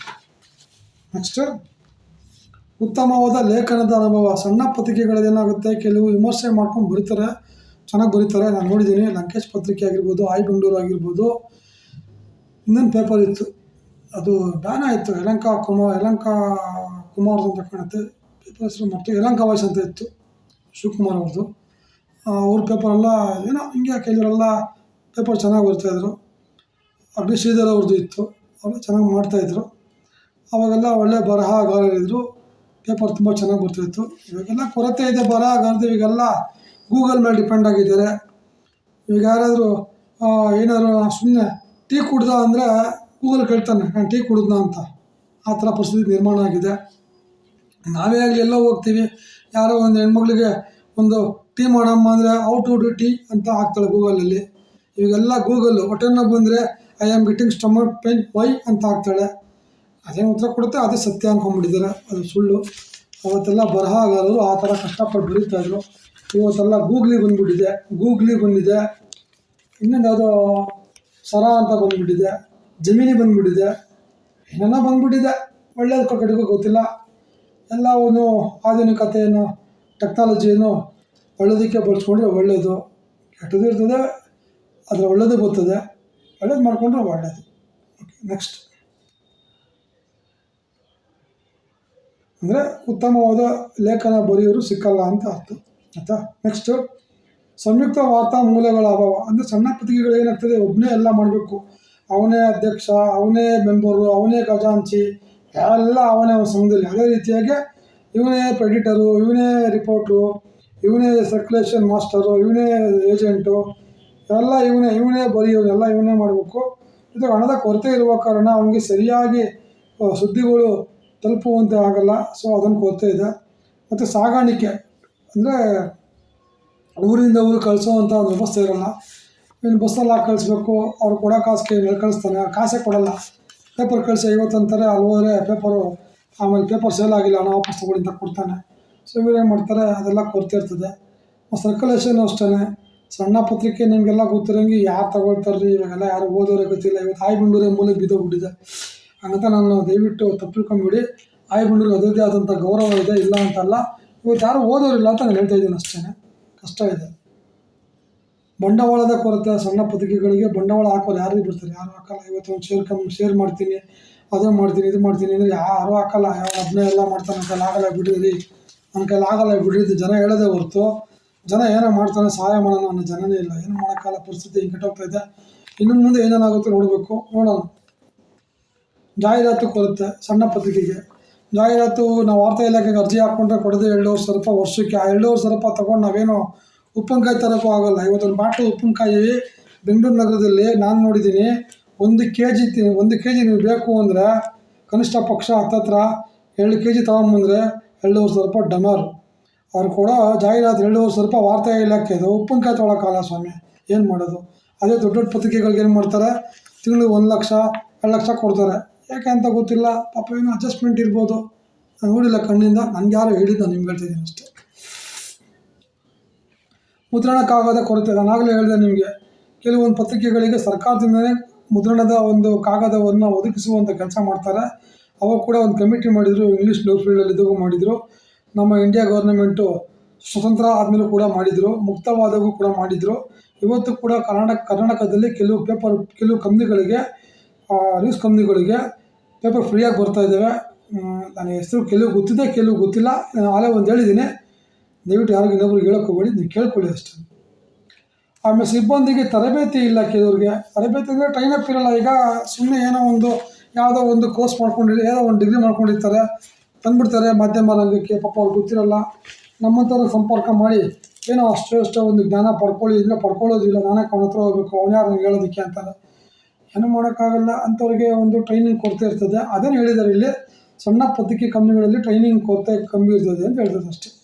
ಓಕೆ, ಇದಿಷ್ಟು ಸಣ್ಣ ಮಾಧ್ಯಮದ ಅಥವಾ ಒಂದು ಮಾಧ್ಯಮ ಅಥವಾ ಮಾಧ್ಯಮ ಕಂಪ್ನಿಯ ಅಥವಾ ಪ್ರಿಂಟ್ ಮೀಡಿಯಾ ಕಂಪ್ನಿಗ ಪತ್ರಿಕೆಗಳ ಸಮಸ್ಯೆಗಳು ಅಂತ ಹೇಳಿದ್ದೀನಿ. ಓಕೆನಾ. ನೆಕ್ಸ್ಟು ಏನು ಮಾಡ್ಬೋದು ಅಭಿವೃದ್ಧಿಪಡಿಸೋಕ್ಕೆ ಅಂತ ಅದನ್ನು ಸಣ್ಣ ಪತ್ರಿಕೆಗಳಿಗೆ ಅಭಿವೃದ್ಧಿಪಡಿಸಲು ಮಾಡಲಾಗುವ ಶಿಫಾರಸುಗಳು. ದಿವಾಕರ್ ಸಮಿತಿಯು ಸಂವಿಧಾನದಲ್ಲಿ ತಿದ್ದುಪಡಿ ಮಾಡಿ ದರಪಟ್ಟಿಯನ್ನು ಮತ್ತು ಆಚರಣೆಗೆ ತರುವ ಶಿಫಾರಸು ಮಾಡಿತ್ತು. ಆಗಿನ ಕಾಲದಲ್ಲಿ ಒಂದು ರೇಟ್ ಫಿಕ್ಸ್ ಮಾಡಿದರು ಗೌರ್ಮೆಂಟರು, ಪೇಪರ್ಗೆ 8 ಪೇಜ್ಗೆ ಇಷ್ಟು, 16 ಪೇಜ್ಗೆ ಇಷ್ಟು, 7 ಪೇಜ್ಗೆ ಇಷ್ಟು ಅಂತ. ಅದನ್ನು ಮತ್ತೆ ಏನೇನು ಮಾಡ್ತಾರೆ, ಅಮೆಂಡ್ಮೆಂಟ್ ಮಾಡಿ ಫ್ರೀ ಬಿಡ್ತಾರೆ ಅಷ್ಟೇ, ಚೇಂಜ್ ಮಾಡ್ತಾರೆ ಅಂತ. ಮೊದಲನೇ ಪ್ರೆಸ್ ಕಮಿಷನ್ ಇದನ್ನು ಶಿಫಾರಸು ಮಾಡಿ ಸರ್ಕಾರವು ಕೂಡ ಒಂದು ಶಾಸನದ ಮೂಲಕ ದರಪಟ್ಟಿಯನ್ನು ಆಚರಣೆಗೆ ತಂದಿತ್ತು. ಆದರೆ ಸಕಾಲ ಪತ್ರಿಕೆ ಈ ಶಾಸನವನ್ನು ನ್ಯಾಯಾಲಯದಲ್ಲಿ ಪ್ರಶ್ನಿಸಿ ದಾವೆ ಹೂಡಿದಾಗ ನ್ಯಾಯಾಲಯವು ಈ ಶಾಸನದ ವಿರುದ್ಧ ತೀರ್ಪನ್ನು ಕೊಟ್ಟಿರುವುದರಿಂದ ಇದನ್ನು ಮತ್ತೆ ಆಚರಣೆಗೆ ತರುವುದು ಕಷ್ಟವಾಯಿತು. ಅವರೇನು ಮಾಡಿದರು, ಈಕ್ವಲ್ ಮಾಡಿದರು ಎಲ್ಲ ಪೇಪರ್ಗೂ. ಬ್ರಿಟಿಷ್ ಫೀಲ್ಡಲ್ಲೂ ಮಾಡಿದರು, ರದ್ದಾಗಿತ್ತು. ತಿರ್ಗಾ ಇಂಡಿಯಾ ಯಾವಾಗ ಸ್ವತಂತ್ರ ಆಯ್ತಲ್ಲ, ಅದಾದಮೇಲೆ ನಮ್ಮ ಒಂದು ಕೇಂದ್ರದಲ್ಲಿ ಒಂದು ಕಾನೂನನ್ನು ಮಾಡಿದರು. ಅದೇನೆಂದರೆ,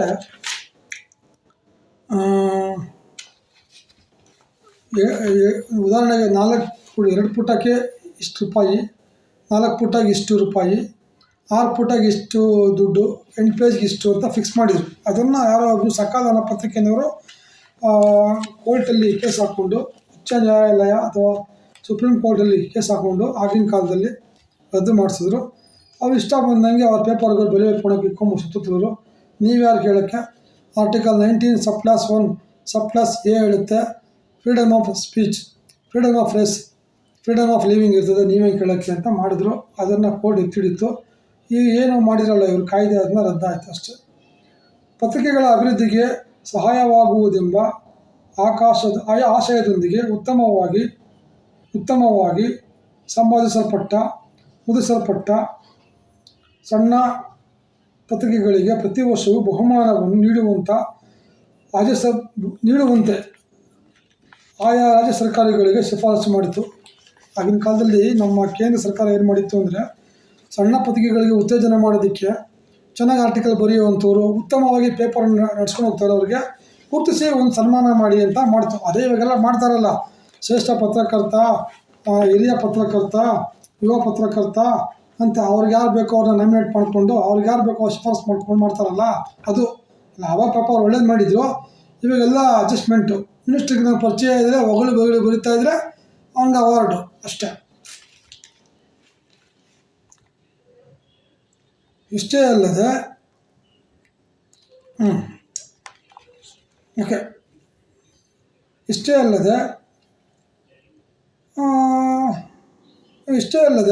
ಇದೇನು ಮಾಡ್ತಾಯಿದ್ರು ಇವರು, ಮಿನಿಸ್ಟ್ರಿಗಳನ್ನ MLAಗಳನ್ನ ಗೌರವ ಇದು ಮಾಡ್ಕೊತಾಯಿದ್ರು, ಸಲಹೆಗಾರರಾಗಿ ಆ ಪತ್ರಿಕೆಗಳಿಗೆ ಬೇಕಾದಂಗೆ ಮಾಡ್ಕೊತಾಯಿದ್ರು. ಮಾಡ್ಕೊಬೋದು ಅಂತೇನಿಲ್ಲ, ಮಾಡ್ಕೊಬಾರ್ದು ಅಂತೇನಿಲ್ಲ, ಮಾಡ್ಕೊಬಹುದು. ನನಗೆ ಗೊತ್ತಿರಂಗೆ ಅವ್ರಿಗೂ ಏನು ಸಂಬಂಧ ಸ್ವಾಮಿ? ಅದ್ಯಾರೋ ಅಂತಾರಲ್ಲ, ಗೋಪಾಲನಿಗೂ ಅದ್ಯಾರೋ ಏನು ಸಂಬಂಧ ಅನ್ನೋ ಲೆಕ್ಕ.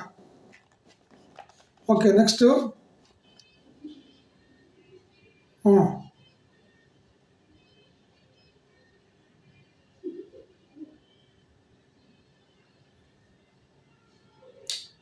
ಆಮೇಲೆ ಏನು ಮಾಡಿದ್ರು, ಮೀಡಿಯಾ ಅಕಾಡೆಮಿ ಮಾಡಿಕೊಂಡು ಅವ್ರಿಗೆ ಅವಾರ್ಡ್ ಕೊಡೋ ಥರ ಮಾಡಿದ್ರು. ಇವತ್ತು ಮೀಡಿಯಾ ಅಕಾಡೆಮಿ ಮಾಡಿಕೊಂಡು ಅವ್ರಿಗೆ ಯಾರಿಗೆ ಬೇಕೋ ಅವ್ರಿಗೆ ಅವಾರ್ಡ್ ಕೊಡ್ತಾ ಇದ್ದಾರೆ. ಅವ್ರ ನಾದ್ನಿಗೆ, ತಮ್ಮನಿಗೆ, ಅಣ್ಣನಿಗೆ, ಪತ್ರಕರ್ತ ಅಲ್ಲ ಅಂದ್ರೂ ಕೂಡ ಅವನ್ನ ಪತ್ರಕರ್ತನಾಗಿ ಮಾಡ್ಕೊಂಡು ಅವಾರ್ಡ್ ಕೊಡ್ತಾ ಇದ್ದಾರೆ. ನಮ್ಮ ರಾಜ್ಯದ ದೇಶದ ದೌರ್ಭಾಗ್ಯ. ಪ್ರಶ್ನೆ ಮಾಡಿದರೆ ಕೇಸ್ ಹಾಕಿಸ್ತಾರೆ, ಏನು ಮಾಡೋಕ್ಕೆ ಅಧಿಕಾರ ಇರ್ತದಲ್ಲ, ಹಾಕಿಸ್ತಾರೆ ಅಷ್ಟೇ. Okay, next. ಸರ್ಕಾರವು ತಾನು ನೀಡುವ ಜಾಹೀರಾತುಗಳ ಕನಿಷ್ಠ 50 ಭಾಗವನ್ನು ಸಣ್ಣ ಪತ್ರಿಕೆಗಳಿಗೆ ಮೀಸಲಿಡಬೇಕೆಂದು ಸಮಿತಿ ಶಿಫಾರಸು ಮಾಡಿತ್ತು. ಆಗಿನ ಶಿಫಾರಸು ಮಾಡಿತ್ತು ಕೇಂದ್ರ ಸರ್ಕಾರ. ಆಯಾ ರಾಜ್ಯಗಳು 50 ಭಾಗ ಜಾಹೀರಾತನ್ನು ಸಣ್ಣ ಪತ್ರಿಕೆಗಳಿಗೆ ಕೊಡಬೇಕು ಅಂತ ಮಾಡಿತ್ತು, 50 ಭಾಗದಷ್ಟು ಜಾಹೀರಾತುಗಳನ್ನು. ಆದರೆ ಇವತ್ತು ಯಾರು ಕೊಡ್ತಾ ಇರೋದೇ ಕೇವಲ 8%. ಇನ್ನು ಮಿಕ್ಕಿದೆಲ್ಲ ಉಳುಂ ಸ್ವಾಹ ಆಯಿತಾ. ನೆಕ್ಸ್ಟು ಜಾಹೀರಾತುಗಳು ನೀಡಬೇಕೆಂದು ಸಮಿತಿ ಮಾಡಿತ್ತು. ಪತ್ರಿಕೆಗಳ ಪ್ರಸಾರದ ಆಧಾರದ ಮೇಲೆ ಸರ್ಕಾರ ಸಣ್ಣ ಪತ್ರಿಕೆಗಳಿಗೆ ತನ್ನ ಜಾಹೀರಾತನ್ನು ನೀಡುತ್ತವೆ ಅಂತ ಹೇಳಿದರೆ ನೀಡಲ್ಲ, ಸುಳ್ಳು ಇರಲಿ. ನಗರಮುಖಿಯಾದ ಸ್ವಲ್ಪ ದೊಡ್ಡ ಪತ್ರಿಕೆಗಳಿಗೆ ಈ ಜಾಹೀರಾತುಗಳು ಹೆಚ್ಚೆಚ್ಚು ಭಾಗವನ್ನು ಗಿಟ್ಟಿಸಿಕೊಳ್ತವೆ. ನಾವೇ ಹೇಳಿದ್ನಲ್ರಿ, ದೊಡ್ಡ ಪತ್ರಿಕೆಗಳಿಗೆ ಜಾಸ್ತಿ ಹೋಗೋ ಜಾಹೀರಾತು 2 ಲಕ್ಷವರೆಗೂ ಹೋಗುತ್ತೆ ಅಂತ. ಅದೇ ಇದು. ಸಣ್ಣ ಪತ್ರಿಕೆಗಳಿಗೆ ಅನುಕೂಲಕ್ಕಾಗಿ ಅಂಚೆಯ ಹೆಚ್ಚುವರಿ ರಿಯಾಯಿತಿ ನೀಡುವುದನ್ನು ಸಮಿತಿ ಶಿಫಾರಸು ಮಾಡಿದೆ. ಇಡೀ ದೇಶದಲ್ಲಿ ದಾಖಲಾದ ಎಲ್ಲ ವೃತ್ತಪತ್ರಿಕೆಗಳು ರಿಯಾಯಿತಿ ಸೌಲಭ್ಯವನ್ನು ಪಡೆಯುತ್ತಿದೆ. ಅಂದರೆ ಸ್ಟ್ಯಾಂಪಿಂಗ್ ಫೆಸಿಲಿಟೀಸು, ಪತ್ರಿಕಾ ಚಾನಲ್ ಅಂತ ಬರುತ್ತೆ, ಅದರ ಮುಖಾಂತರ ಪೇಪರನ್ನು ನೀವು ಕಳಿಸೋವಂಥ ಕೆಲಸ ಮಾಡ್ಬೋದು ಅಂತ. ಅದಕ್ಕೆ ಏನು ಮಾಡಿದ್ರು, ರಿಯಾಯಿತಿ ದರದಲ್ಲಿ ಸ್ಟ್ಯಾಂಪಿಂಗ್ ವ್ಯವಸ್ಥೆ ಮಾಡಿದ್ರು. ಉದಾಹರಣೆಗೆ ಇವತ್ತು 2 ರೂಪಾಯಿ ಇದ್ದರೆ ಪತ್ರಿಕೆ ಚಾನಲ್ ಮಾಡೋರಿಗೆ ಸ್ಟ್ಯಾಂಪ್ 4 ಆಣೆ ಇರ್ಬೋದು ಅಂತ ನಾನು ಅಂದ್ಕೊಂಡಿದ್ದೀನಿ. ನನಗೂ ಅದ್ರ ಬಗ್ಗೆ ಐಡಿಯಾ ಇಲ್ಲ, ಇದೇ ಅಂದ್ಕೊಂಡಿದ್ದೀನಿ ನಾನು. ಊರಿಂದ ಊರಿಗೆ ಹೋಗೋದಕ್ಕೆ, ತಾಲೂಕಿನ ತಾಲೂಕು, ಜಿಲ್ಲೆಯಿಂದ ಜಿಲ್ಲೆಗೆ ಹೋಗೋದಕ್ಕೆ ಪತ್ರಿಕೆನ ಪೋಸ್ಟ್ ಮಾಡ್ಬೋದು ಆ ಒಂದು ಚಾನಲ್ ಮುಖಾಂತರ ಅಂತ. ಓಕೆ. ಪತ್ರಿಕೆಗಳ ಅನುಕೂಲಕ್ಕಾಗಿ ಅಂಚೆಯು ಹೆಚ್ಚುವರಿ ರಿಯಾಯಿತಿ ನೀಡುವುದನ್ನು ಶಿಫಾರಸು ಮಾಡಿದೆ. ಈಗಲೂ ಕೂಡ ನಡ್ಕೊಂಡು ಬರ್ತಾ ಇದೆ, ಆಯಿತಾ. ಇದಕ್ಕೆ ಸಂಬಂಧಪಟ್ಟ ದಾಖಲಾತಿಯನ್ನು ನೀಡಿ ನಾವು ರಿಯಾಯಿತಿಯನ್ನು ಪಡಿಬೋದು ಇಲ್ಲಿ ಪತ್ರಿಕಾ ಚಾನಲಲ್ಲಿ. ನೆಕ್ಸ್ಟು ಮುಗ್ದೋಗುತ್ತೆ. ನೆಕ್ಸ್ಟು ಸಣ್ಣ ಪತ್ರಿಕೆಗಳಿಗೆ ಮುದ್ರಣ ಯಂತ್ರಗಳನ್ನು, ಮುದ್ರಣ ಕಾಗದವನ್ನು ಕೊಳ್ಳಲು ಮತ್ತು ಪತ್ರಿಕೆಯ ಕಚೇರಿಯನ್ನು ನಿರ್ವಹಿಸಿಕೊಂಡು ಹೋಗಲು ಅನುಕೂಲವಾಗುವಂತೆ ಕಮಿಷನ್ ಮುದ್ರಣ ಕಾಗದ ಆಮದು ಮಾಡಿಕೊಳ್ಳಲು ಮತ್ತು ಎಲ್ಲ ಸಣ್ಣ ಪತ್ರಿಕೆಗಳಿಗೆ ಅಗತ್ಯವಿರುವ ಕೆಲವು ವಸ್ತುಗಳನ್ನು ರಾಷ್ಟ್ರೀಯ ವ್ಯಾಪಾರಿ ನಿಗಮವು ತೆರೆಯಲು ಶಿಫಾರಸು ಮಾಡಿತ್ತು. ರಾಷ್ಟ್ರೀಯ ವ್ಯಾಪಾರಿಯ ನಿಗಮ ಅಂದರೆ ಅವರಿಗೆ ನಮ್ಮ ಪತ್ರಿಕೆಗೆ ಸಂಬಂಧಪಟ್ಟಂತೆ ಮಾಧ್ಯಮಕ್ಕೆ ಸಂಬಂಧಪಟ್ಟ ನಿಗಮವನ್ನು ತೆರೆಯಲು ಶಿಫಾರಸು ಮಾಡಿತ್ತು. ಆದರೆ ನನಗೆ ಗೊತ್ತಿರೋ ಜಾರಿ ಬಂದಿಲ್ಲ ಅಂದ್ಕೊಂಡಿದ್ದೀನಿ. ಬಂದಿತ್ತು ಅನ್ನೋ ಇಲ್ಲ, ಬಂದಿಲ್ಲ. ನಿಗಮ ಮಾಡಿದ್ದು ಬಂದಿಲ್ಲ, ಸರ್ಕಾರ ಮಾಡಿತ್ತು ಬಂದಿಲ್ಲ. ಸಣ್ಣ ಪತ್ರಿಕೆಗಳಲ್ಲಿ ಕೆಲಸ ಮಾಡುವ ಪತ್ರಿಕೋದ್ಯಮಗಳಿಗೆ ತರಬೇತಿ ನೀಡಲು ರಾಜ್ಯ ಮಟ್ಟದ ಸಂಸ್ಥೆಯೊಂದನ್ನು ಸ್ಥಾಪಿಸಬೇಕೆಂದು ಪ್ರೆಸ್ ಕೌನ್ಸಿಲ್ ಆಫ್ ಇಂಡಿಯಾ ಮತ್ತು ಇತರ ಪತ್ರಿಕಾ ಸಂಸ್ಥೆಗಳು ಸಲಹೆ ನೀಡಿತು. ಗವರ್ನಮೆಂಟ್ ಏನು ಮಾಡ್ತು, ಪ್ರೆಸ್ ಕೌನ್ಸಿಲ್ ಆಫ್ ಇಂಡಿಯಾಗೆ ಮತ್ತು ಕೆಲವು ಪತ್ರಿಕಾ ಸಂಸ್ಥೆಗಳಿಗೆ ಹೊಸದಾಗಿ ಬರುವಂತಹ ಡಿಗ್ರಿ ಮುಗಿಸಿ ಬರುವಂತಹ ಕೆಲವು ಪತ್ರಿಕೋದ್ಯಮದ ಆಕಾಂಕ್ಷಿಗಳಿಗೆ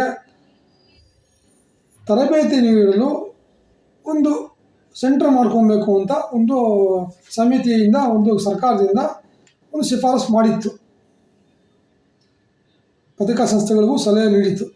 ನವದೆಹಲಿಯಲ್ಲಿರುವ ಭಾರತೀಯ ಪ್ರೆಸ್ ಕ್ಲಬ್ ಇನ್ಸ್ಟಿಟ್ಯೂಟ್ ಪತ್ರಕರ್ತರಿಗೆ ಮತ್ತು ಪತ್ರಿಕೋದ್ಯಮದ ವಿದ್ಯಾರ್ಥಿಗಳಿಗೆ ಕಾಲಕಾಲಕ್ಕೆ ತಕ್ಕಂತೆ ತರಬೇತಿ ಶಿಬಿರಗಳನ್ನು ಮತ್ತು ಅಲ್ಪಾವಧಿಯ ಕಾರ್ಯಕ್ರಮಗಳನ್ನು ಆಯೋಜನೆ ಮಾಡುತ್ತದೆ. ಈಗಲೂ ಮಾಡ್ತಾಯಿದ್ದೆ, ನಾನು ಕೂಡ ಟ್ರೈನಿಂಗ್ ಹೋಗಿದ್ದೆ. ಬಟ್ ನನಗಲ್ಲಿ ಇರೋಕ್ಕೆ ವ್ಯವಸ್ಥೆ ಇರಬೇಕು ಅಂದರೆ ನಾನು ಬರಲ್ಲ ಅಂದರೆ ಆನ್ಲೈನ್ ಕೇಳಿದೆ. ಆನ್ಲೈನ್ ಕ್ಲಾಸ್ ಇತ್ತು ಅವಾಗ ಕೂಡ, ಯಾಕೋ ನಾನು ಇಂಟ್ರೆಸ್ಟ್ ಮಾಡಿಲ್ಲ ಅವಾಗ, ಬಿಟ್ಬಿಟ್ಟೆ ನಾನು. ಹೇಳಿ, ಸಣ್ಣ ಪತ್ರಿಕೆಗಳಲ್ಲಿ ಕೆಲಸ ಮಾಡುವ ಪತ್ರಕರ್ತರಲ್ಲಿ ಭಾಳಷ್ಟು ಮಂದಿ ಇಂತಹ ತರಬೇತಿಯನ್ನು ಪಡೆದುಕೊಳ್ಳುವುದು ಉತ್ತಮ. ಅದಕ್ಕೆ ನಿಮಗೆಲ್ಲ ಮಾಡ್ತಾ ಇದ್ದೀವೆಲ್ಲ ತಿಳ್ಕೊಳ್ರಪ್ಪ ಅಂತ, ಇನ್ನೇನು ಅಲ್ಲ.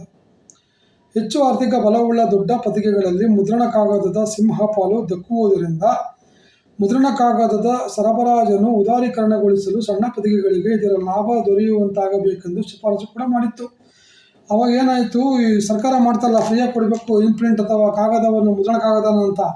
ಈ ದಿನಪತ್ರಿಕೆಗಳು ಕೆಲವು ದೊಡ್ಡ ಸಂಜೆವಾಣಿ ಸಂಧ್ಯಾ ಪತ್ರಿಕೆಗಳು ಏನು ಮಾಡೋದು, ಇದು ಸಿಂಹಪಾಲು ಅವೇ ಪಡ್ಕೊಳ್ತಾ ಇದ್ದವು.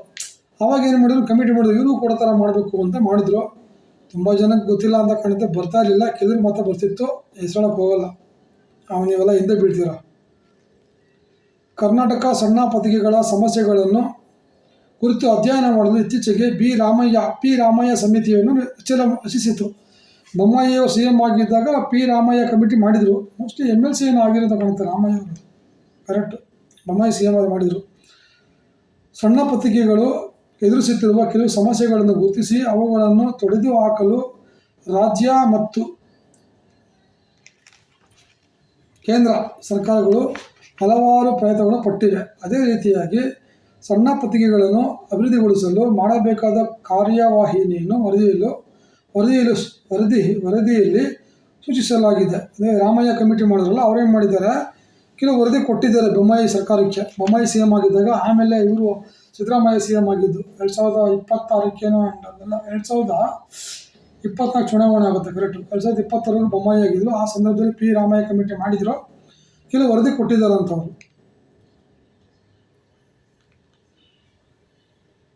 ಆಯಿತಾ. ನೆಕ್ಸ್ಟು ಸಣ್ಣ ಪತ್ರಿಕೆಗಳ ಭವಿಷ್ಯ. ದೇಶದ ಸಣ್ಣ ಪತ್ರಿಕೆಗಳು ಎದುರಿಸುತ್ತಿರುವ ಸಮಸ್ಯೆಗಳ ಬಗ್ಗೆ ನಾವು ಈಗಾಗಲೇ ತಿಳಿದುಕೊಂಡಿದ್ದೇವೆ. ಹೆಚ್ಚಿನ ಸಂಖ್ಯೆಯ ದಿನಪತ್ರಿಕೆಗಳು ದೀರ್ಘಕಾಲದಲ್ಲಿ ಬಾಳುವುದಿಲ್ಲ. ಎಲ್ಲಿ ಬಾಳ್ತದ್ರಿ? ಬಾಳದೆ 24 ಅವರಷ್ಟೇ. ಇದು ಒಳ್ಳೆ ಕಥೆ ನಿಮ್ಮದು. ಓದುಗರು ಅಭಾವವೇ ಅವುಗಳ ಅಕಾಲ ಮರಣಕ್ಕೆ ಮುಖ್ಯ ಕಾರಣ. ಸಣ್ಣ ಪತ್ರಿಕೆಗಳು ಓದುಗ ಸಮೂಹವನ್ನು ಹೆಚ್ಚಿನ ಸಂಖ್ಯೆಯಲ್ಲಿ ಉಳಿಸಿಕೊಳ್ಳಬೇಕಾದರೆ ಅವು ವಸ್ತುನಿಷ್ಠೆಯ ವಿಷಯ ನಿರೂಪಣಾ ವಿಧಾನ ಮತ್ತು ಮುದ್ರಣದಲ್ಲೂ ಬದಲಾವಣೆಗಳನ್ನು ಮಾಡಿಕೊಳ್ಳಬೇಕು. ಆದರೆ ಎಷ್ಟು ಕಷ್ಟಪಡೋದು ಸಾಧ್ಯವಾಗುತ್ತಿಲ್ಲ. ಅಂದರೆ ಸಣ್ಣ ಪತ್ರಿಕೆಗಳು ದೊಡ್ಡ ಪತ್ರಿಕೆಗಳಿಗೆ ಬೀಟ್ ಮಾಡಬೇಕು, ಟಾಂಗ್ ಕೊಡಬೇಕು ಅಂದರೆ ಒಳ್ಳೊಳ್ಳೆ ವಿಚಾರವನ್ನು ನೀವು ಪ್ರಿಂಟ್ ಮಾಡಬೇಕು. ವಾರಪತ್ರಿಕೆಗಳಲ್ಲಿ ವಿಮರ್ಶೆ ಮಾಡಬೇಕು. ನಿಮ್ಗೊಂದು ಉದಾಹರಣೆ ಹೇಳ್ತೀನಿ. ಯಾವುದೋ ಒಂದು ಪತ್ರಿಕೆ ಇದೆ, ಮರಾಠಿ ಪತ್ರಿಕೆ, ಸಾಮ್ನಾ ಅಂತ. ಯಾವುದೋ ಒಂದು ರೇಪನ್ನು ಮಾಡಲಾಗಿತ್ತು. ಈಗ ಹೆಣ್ಮಕ್ಳನ್ನ ರೇಪ್ ಮಾಡಿ ಯಾವುದೋ ಒಂದು ಜಾಗದಲ್ಲಿ, ಬಾಂಬೆ ಬರಲಿ ಅಂತ ಕಾಣುತ್ತೆ, ಅಲ್ಲಿ ಜಾಗದಲ್ಲಿ ರೇಪ್ ಮಾಡಿ ಆ ಹೆಣ್ಮಕ್ಳನ್ನ ಸುಟ್ಟಾಕ್ಬಿಟ್ಟಿರ್ತಾರೆ. ಅವಾಗ ಏನಾಗುತ್ತೆ, ಈ ಸಾಮ್ನಾ ಅನ್ನೋ ಪತ್ರಿಕೆ ಸಂಪಾದಕರು ಏನು ಮಾಡ್ತಾರೆ, ಅವ್ರದ್ದು ಯಾವುದೋ ಒಂದು ತಂಡ ಕಟ್ಕೊಂಡು ಪೊಲೀಸರು ಮಾಡ್ತಿರೋ ಕೆಲಸನ ಇವರೇ ಮಾಡಿ, ತನಿಖಾ ಮಾಡಿ, ಇನ್ವೆಸ್ಟಿಗೇಷನ್ಸ್ ಮಾಡಿ ವರದಿ ಮಾಡಿರ್ತಾರೆ. ಅದರ ಆಧಾರದ ಮೇಲೆ ಪೊಲೀಸರು ತನಿಖೆ ಕೈಗೊಂಡಾಗ ಸಿಗಾಕೋತಾನೆ ಅಪರಾಧಿ. ಅದನ್ನು ಹೇಳ್ತಾ ಇದ್ದಾರೆ. ಆ ಥರ ಮಾಡಿದರೆ ಜನ ಓದ್ತಾರೆ ಅಂತ ಹೇಳ್ತಾರೆ ಅಷ್ಟೇ. ಅವಾಗೇನಾಗುತ್ತೆ, ನೀವು ದೊಡ್ಡ ಮಾಧ್ಯಮಕ್ಕೂ ನೀವು ಟಾಂಗ್ ಕೊಡ್ಬೋದು ಅಂತ. ಇವಾಗ ಯಾರು ಟಾಂಗ್ ಕೊಡಲ್ಲ, ಇವೆಲ್ಲ ಬರೀ ಬಾಲ ಹಾಕೊಂಡು ಹೋಗೋದು ಅಷ್ಟೇ. ನಿಮಗೆ ಟಂಗು ಅಂತ ಟಾಂಗ್ ಕೊಡ್ತಾರೆ ಅಂತ ನಾನು ಅಂದ್ಕೊಂಡೆ. ಇಲ್ಲ ಟಂಗು ಅಂತ ಹೋಗ್ತಾರೆ ಅಷ್ಟೇ ಇವಾಗೆಲ್ಲ. ಇರಲಿ. ನೆಕ್ಸ್ಟ್, ದೊಡ್ಡ ಪತ್ರಿಕೆಗಳು ಆಫ್ಸೆಟ್ ಮುದ್ರಣವನ್ನು ಅಳವಡಿಸಿಕೊಂಡಿದೆ ಮತ್ತು ತಂತ್ರಜ್ಞಾನವನ್ನು ಅಪಾರವಾಗಿ ಹೊಂದಿಕೊಂಡಿದೆ. ಅದಕ್ಕೆ ಅವ್ರೇನು ಮಾಡ್ತಾರೆ, ಬೇಗ ಪೇಪರ್ ಪ್ರಿಂಟ್ ಮಾಡಿ ಕಳಿಸ್ಬಿಡ್ತಾರೆ ಸರಸರ ಅಂತ. ಸಣ್ಣ ಪತ್ರಿಕೆಗಳು ಆ ಥರ ಅಲ್ಲ, ಕಾಯಬೇಕು. ಇರಪ್ಪ ಅವಂದಾಗಲಿ, ಇರಪ್ಪ ನಿಂದಾಗಲಿ, ಇರಪ್ಪ ಅವಂದಾಗಲಿ ಅಂತ ಕಾಯ್ಕೊಂಡು ಈ ವಾರ ಬರೋದನ್ನ 2 ದಿನ ಹಿಂದೆ ಮುಂದೆ ಬಿಡಬೇಕಾಗುತ್ತೆ ಅಷ್ಟೇ. ಓಕೆನಾ. ನೆಕ್ಸ್ಟ್, ಇದು ಒಂದು ಹಿನ್ನಡೆ ಸಣ್ಣ ಪತ್ರಿಕೆಗಳಿಗೆ, ಸರಿನಾ. ಏಕೆಂದರೆ ಅತಿ ಹೆಚ್ಚಿನ ಸಣ್ಣ ಪತ್ರಿಕೆಗಳು ಹಳೆಯ ಲೆಟರ್ ಪ್ರೆಸ್ನಲ್ಲೇ ಮುದ್ರಣಗೊಳ್ಳುತ್ತಿವೆ.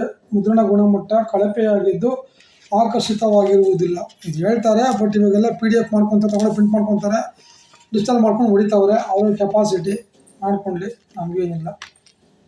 ಸರ್ಕಾರಿ ಜಾಹೀರಾತುಗಳು ಪಡೆಯುವುದರಿಂದ ಸಣ್ಣ ಪತ್ರಿಕೆಗಳಿಗೆ ಆರ್ಥಿಕವಾಗಿ ಅನುಕೂಲವಾಗಬಹುದು.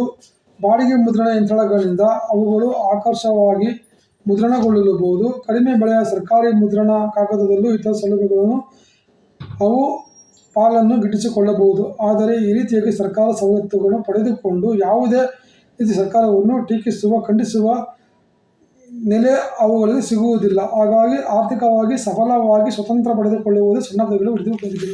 ಅಂದರೆ ಈ ಸಣ್ಣ ಪತ್ರಿಕೆಗಳು ಕೆಲವರು ಏನು ಮಾಡ್ತಾರೆ, ಸರ್ಕಾರದಿಂದ ಜಾಹೀರಾತು ತಗೊಂಡು ಏನು ಮಾಡ್ತಾರೆ, ಸರ್ಕಾರದ ವಿರುದ್ಧನೇ ಬರೀತಾರೆ. ಅವ್ನು ಸರಿಯಿಲ್ಲ, ಇವನು ಸರಿಯಿಲ್ಲ, ಅವ್ನು ಹಿಂಗೆ ಮಾಡ್ದ, ಅವ್ನು ಇಷ್ಟು ದುಡ್ಡು ಮಾಡ್ದ, ಅವ್ನು ಸರಿಯಿಲ್ಲ ಅಂತ ಬರೀತಾರೆ. ಬರೆದಾಗ ನೆಕ್ಸ್ಟ್ ಏನು ಮಾಡ್ತಾರೆ, ಗೌರ್ಮೆಂಟ್ ಅವರು ಅವ್ರಿಗೆ ಕೊಡೋದೇ ಇಲ್ಲ, ಅವ್ರಿಗೆ ಜಾಹೀರಾತನ್ನ ಅಡಿ ನಿನ್ನ ಮನೆಗೆ ಅಂತಾರೆ ಅಷ್ಟೇ. ಖಾಸಗಿ ವಲಯದ ಜಾಹೀರಾತರು ಹೆಚ್ಚಿಕೊಂಡು ಕೆಲವು ಸಣ್ಣ ಪತ್ರಿಕೆಗಳು ಬದುಕಬೇಕಾದ್ರೆ ಪರಿಸ್ಥಿತಿ ಬಂದಿದೆ. ಯಾರೋ ಒಬ್ಬನು ಹೊಗಳು ಬರೆಯೋದು, ಹುಡ್ದಪ್ಪ ಅಣ್ಣ ಸುಣ್ಣ ಬೆಣ್ಣ ಹಾಕೊಂಡು ಬರೀಬೇಕು. ಅವನು ಕೂಡ 1-2 ತೊಗೊಂಡು ಜಾಹೀರಾತು ಹಾಕೊಂಡು ಮನೆಗೆ ಹೋಗ್ಬೇಕು. ಜಾಹೀರಾತು ಹಾಕೋಕ್ಕೆ ಗೌರವ ಇರಬೇಕು. ಜಾಹೀರಾತು ನನ್ನ ಪ್ರಕಾರ ಹೇಳ್ತೀನಿ ಕೇಳಿರಿ, ಸಣ್ಣ ಆಗಲಿ ದೊಡ್ಡದಾಗಲಿ ಕನಿಷ್ಠ ಪಕ್ಷ ಒಂದು ಫುಲ್ ಪೇಜ್ಗೆ, ಸಣ್ಣ ಆಗಲಿ ದೊಡ್ಡದಾಗಿರಿ 25,000, ದೊಡ್ಡ ಪತ್ರಿಕೆ ಆಗಿದ್ದರೆ, ಸಣ್ಣ ಪತ್ರಿಕೆ ಆಗಿದ್ದರೆ ನನ್ನ ಪ್ರಕಾರ ಕೇಳೋದಾದರೆ ಕನಿಷ್ಠ ಪಕ್ಷ 15,000 ರೂಪಾಯಿಗಿಂತ ಕಮ್ಮಿ ತೊಗೊಂಬಾರ್ದು ನೀವು. ಆದರೆ ನಾನು ನೋಡಿದ್ದೀನಿ ಕಣ್ಣಿಂದ 700 ರೂಪಾಯಿ ತೊಗೊಂಡು ಹಾಕೋರು ಇದ್ದಾರೆ. ಅವ್ರೇನು ಮಾಡೋಕ್ಕಲ್ಲ, ಅವ್ರವ್ರು ಇದು. ನಾವು ಅದನ್ನು ತಪ್ಪು ಅಂತ ಹೇಳೋಕ್ಕಾಗಲ್ಲ, ಆ ಪರಿಸ್ಥಿತಿ ಹೆಂಗಿರ್ತೋ ಗೊತ್ತಿಲ್ಲ. ಇರಲಿ. ಈಗ ನೆಕ್ಸ್ಟ್ ಆಯ್ತಾ, ದೊಡ್ಡ ಪತ್ರಿಕೆಗಳೊಂದಿಗೆ ಪ್ರಸಾರ ಹಾಗೂ ಗುಣಮಟ್ಟದ ಹಿತದೃಷ್ಟಿ ಪೈಪೋಟಿ ನಡೆಸುತ್ತವೆ. ಸಣ್ಣ ಪತ್ರಿಕೆಗಳು ಏನು ಮಾಡ್ತವೆ, ಫೈಟಿಂಗ್ ಮಾಡ್ತವೆ ದೊಡ್ಡ ಪತ್ರಿಕೆ ಜೊತೆಗೆ. ಉದಾಹರಣೆಗೆ ಹೇಳ್ಬೇಕಂದ್ರೆ, ಈಗ ದಾವಣಗೆರೆಯಲ್ಲಿ ಇರುವಂಥ ಒಂದು ಜನತಾ ವಾಹಿನಿ ಆಗಿರ್ಬೋದು, ಮೈಸೂರಿನ ಆಂದೋಲನ ಪತ್ರಿಕೆ ಆಗಿರ್ಬೋದು, ಇವರೆಲ್ಲ ಹೆಂಗೆ ಗೊತ್ತಾ ತುಂಬ ಬೆಳೆದುಬಿಟ್ಟಿದ್ದಾರೆ. ಈ ಸಣ್ಣ ಪುಟ್ಟ ಮಾಧ್ಯಮಗಳು ಅಥವಾ ಪತ್ರಿಕೆಗಳು ಶ್ರಮ ಹೋಗೋಕ್ಕಾಗಲ್ಲ. ಅಷ್ಟೇ, ಏನು ಮಾಡೋಕ್ಕಾಗಲ್ಲ, ವ್ಯವಸ್ಥೆ ಹೆಂಗಿದೆ, ಏನು ಮಾಡೋಕ್ಕಾಗಲ್ಲ, ಮಾಡ್ಕೊಂಡು ಹೋಗ್ತಾ ಇರ್ಬೇಕು ಅಷ್ಟೇ, ಏನು ಮಾಡೋಕ್ಕಾಗಲ್ಲ. ಆಮೇಲೆ ದೊಡ್ಡ ಪತ್ರಿಕೆಗಳ ನಡುವೆ ಬೆಲೆ ಸಂಬಾರ ಬೇರೆ ಇದೆ, ಅದು ಕೂಡ ಪರಿಣಾಮ ಆಗುತ್ತೆ. ಹೆಂಗೆ ಅಂದರೆ ಈಗ ನೀವೇನು ಮಾಡ್ತೀವಿ, ಟ್ಯಾಬ್ಲೆಟ್ ಸೈಜ್ ಮಾಡ್ತೀವಿ ನಾವೇನು ಮಾಡ್ತೀವಿ, ಪೇಪರ್ ಉದಾಹರಣೆಗೆ 10 ರೂಪಾಯಿ ಮಾಡ್ತೀವಿ ನಾವು, ಸಣ್ಣ ಪೇಪರ್ 10 ರೂಪಾಯಿ ಮಾಡ್ಕೊತೀವಿ, ನಮ್ಗೆ ಸಿಗೋಲ್ಲ, ಅಷ್ಟಕ್ಕೆ ನಾವು ಮಾಡ್ಬೇಕು 10 ರೂಪಾಯಿ ಮಾಡ್ತೀವಿ. 10 ರೂಪಾಯಿ ಕೊಡ್ತಾವೆ, ಯಾವನ ಪೇಪರ್ ಓದೋದಿಲ್ಲ. ಅದೇ ದೊಡ್ಡ ಪತ್ರಿಕೆಗಳು ಏನು ಮಾಡ್ತವೆ, 5 ರೂಪಾಯಿಗೆ 8 ಪೇಜ್ ಕೊಡ್ತವೆ ದಿನಪತ್ರಿಕೆ, 5 ರೂಪಾಯಿಗೆ 10 ಪೇಜ್ ಕೊಡೋವು ಇದ್ದಾವೆ. ಸೊ ಅಲ್ಲಿ ಕೂಡ ತಾರತಮ್ಯ ಆಗುತ್ತೆ, ಅಲ್ಲೂ ಕೂಡ ಸಣ್ಣ ಪತ್ರಿಕೆಗೆ ಒದೆ ಬೀಳ್ತೇವೆ ಅಂತ ಅರ್ಥ ಆಯಿತಾ. ಅದೊಂದು ಆಯಿತಾ. ನೆಕ್ಸ್ಟು ಸಣ್ಣ ಪತ್ರಿಕೆಗಳ ಕೆಲಸಗಾರರಿಗೆ ಸಿಗುವ ಸಂಬಳ ತೀರಾ ಕಡಿಮೆ, ಸಂಬಳ ಇಲ್ಲದೆ ಕೊಡ್ತಾರೆ, ಸಂಬಳನೇ ಕೊಡೋಲ್ಲ.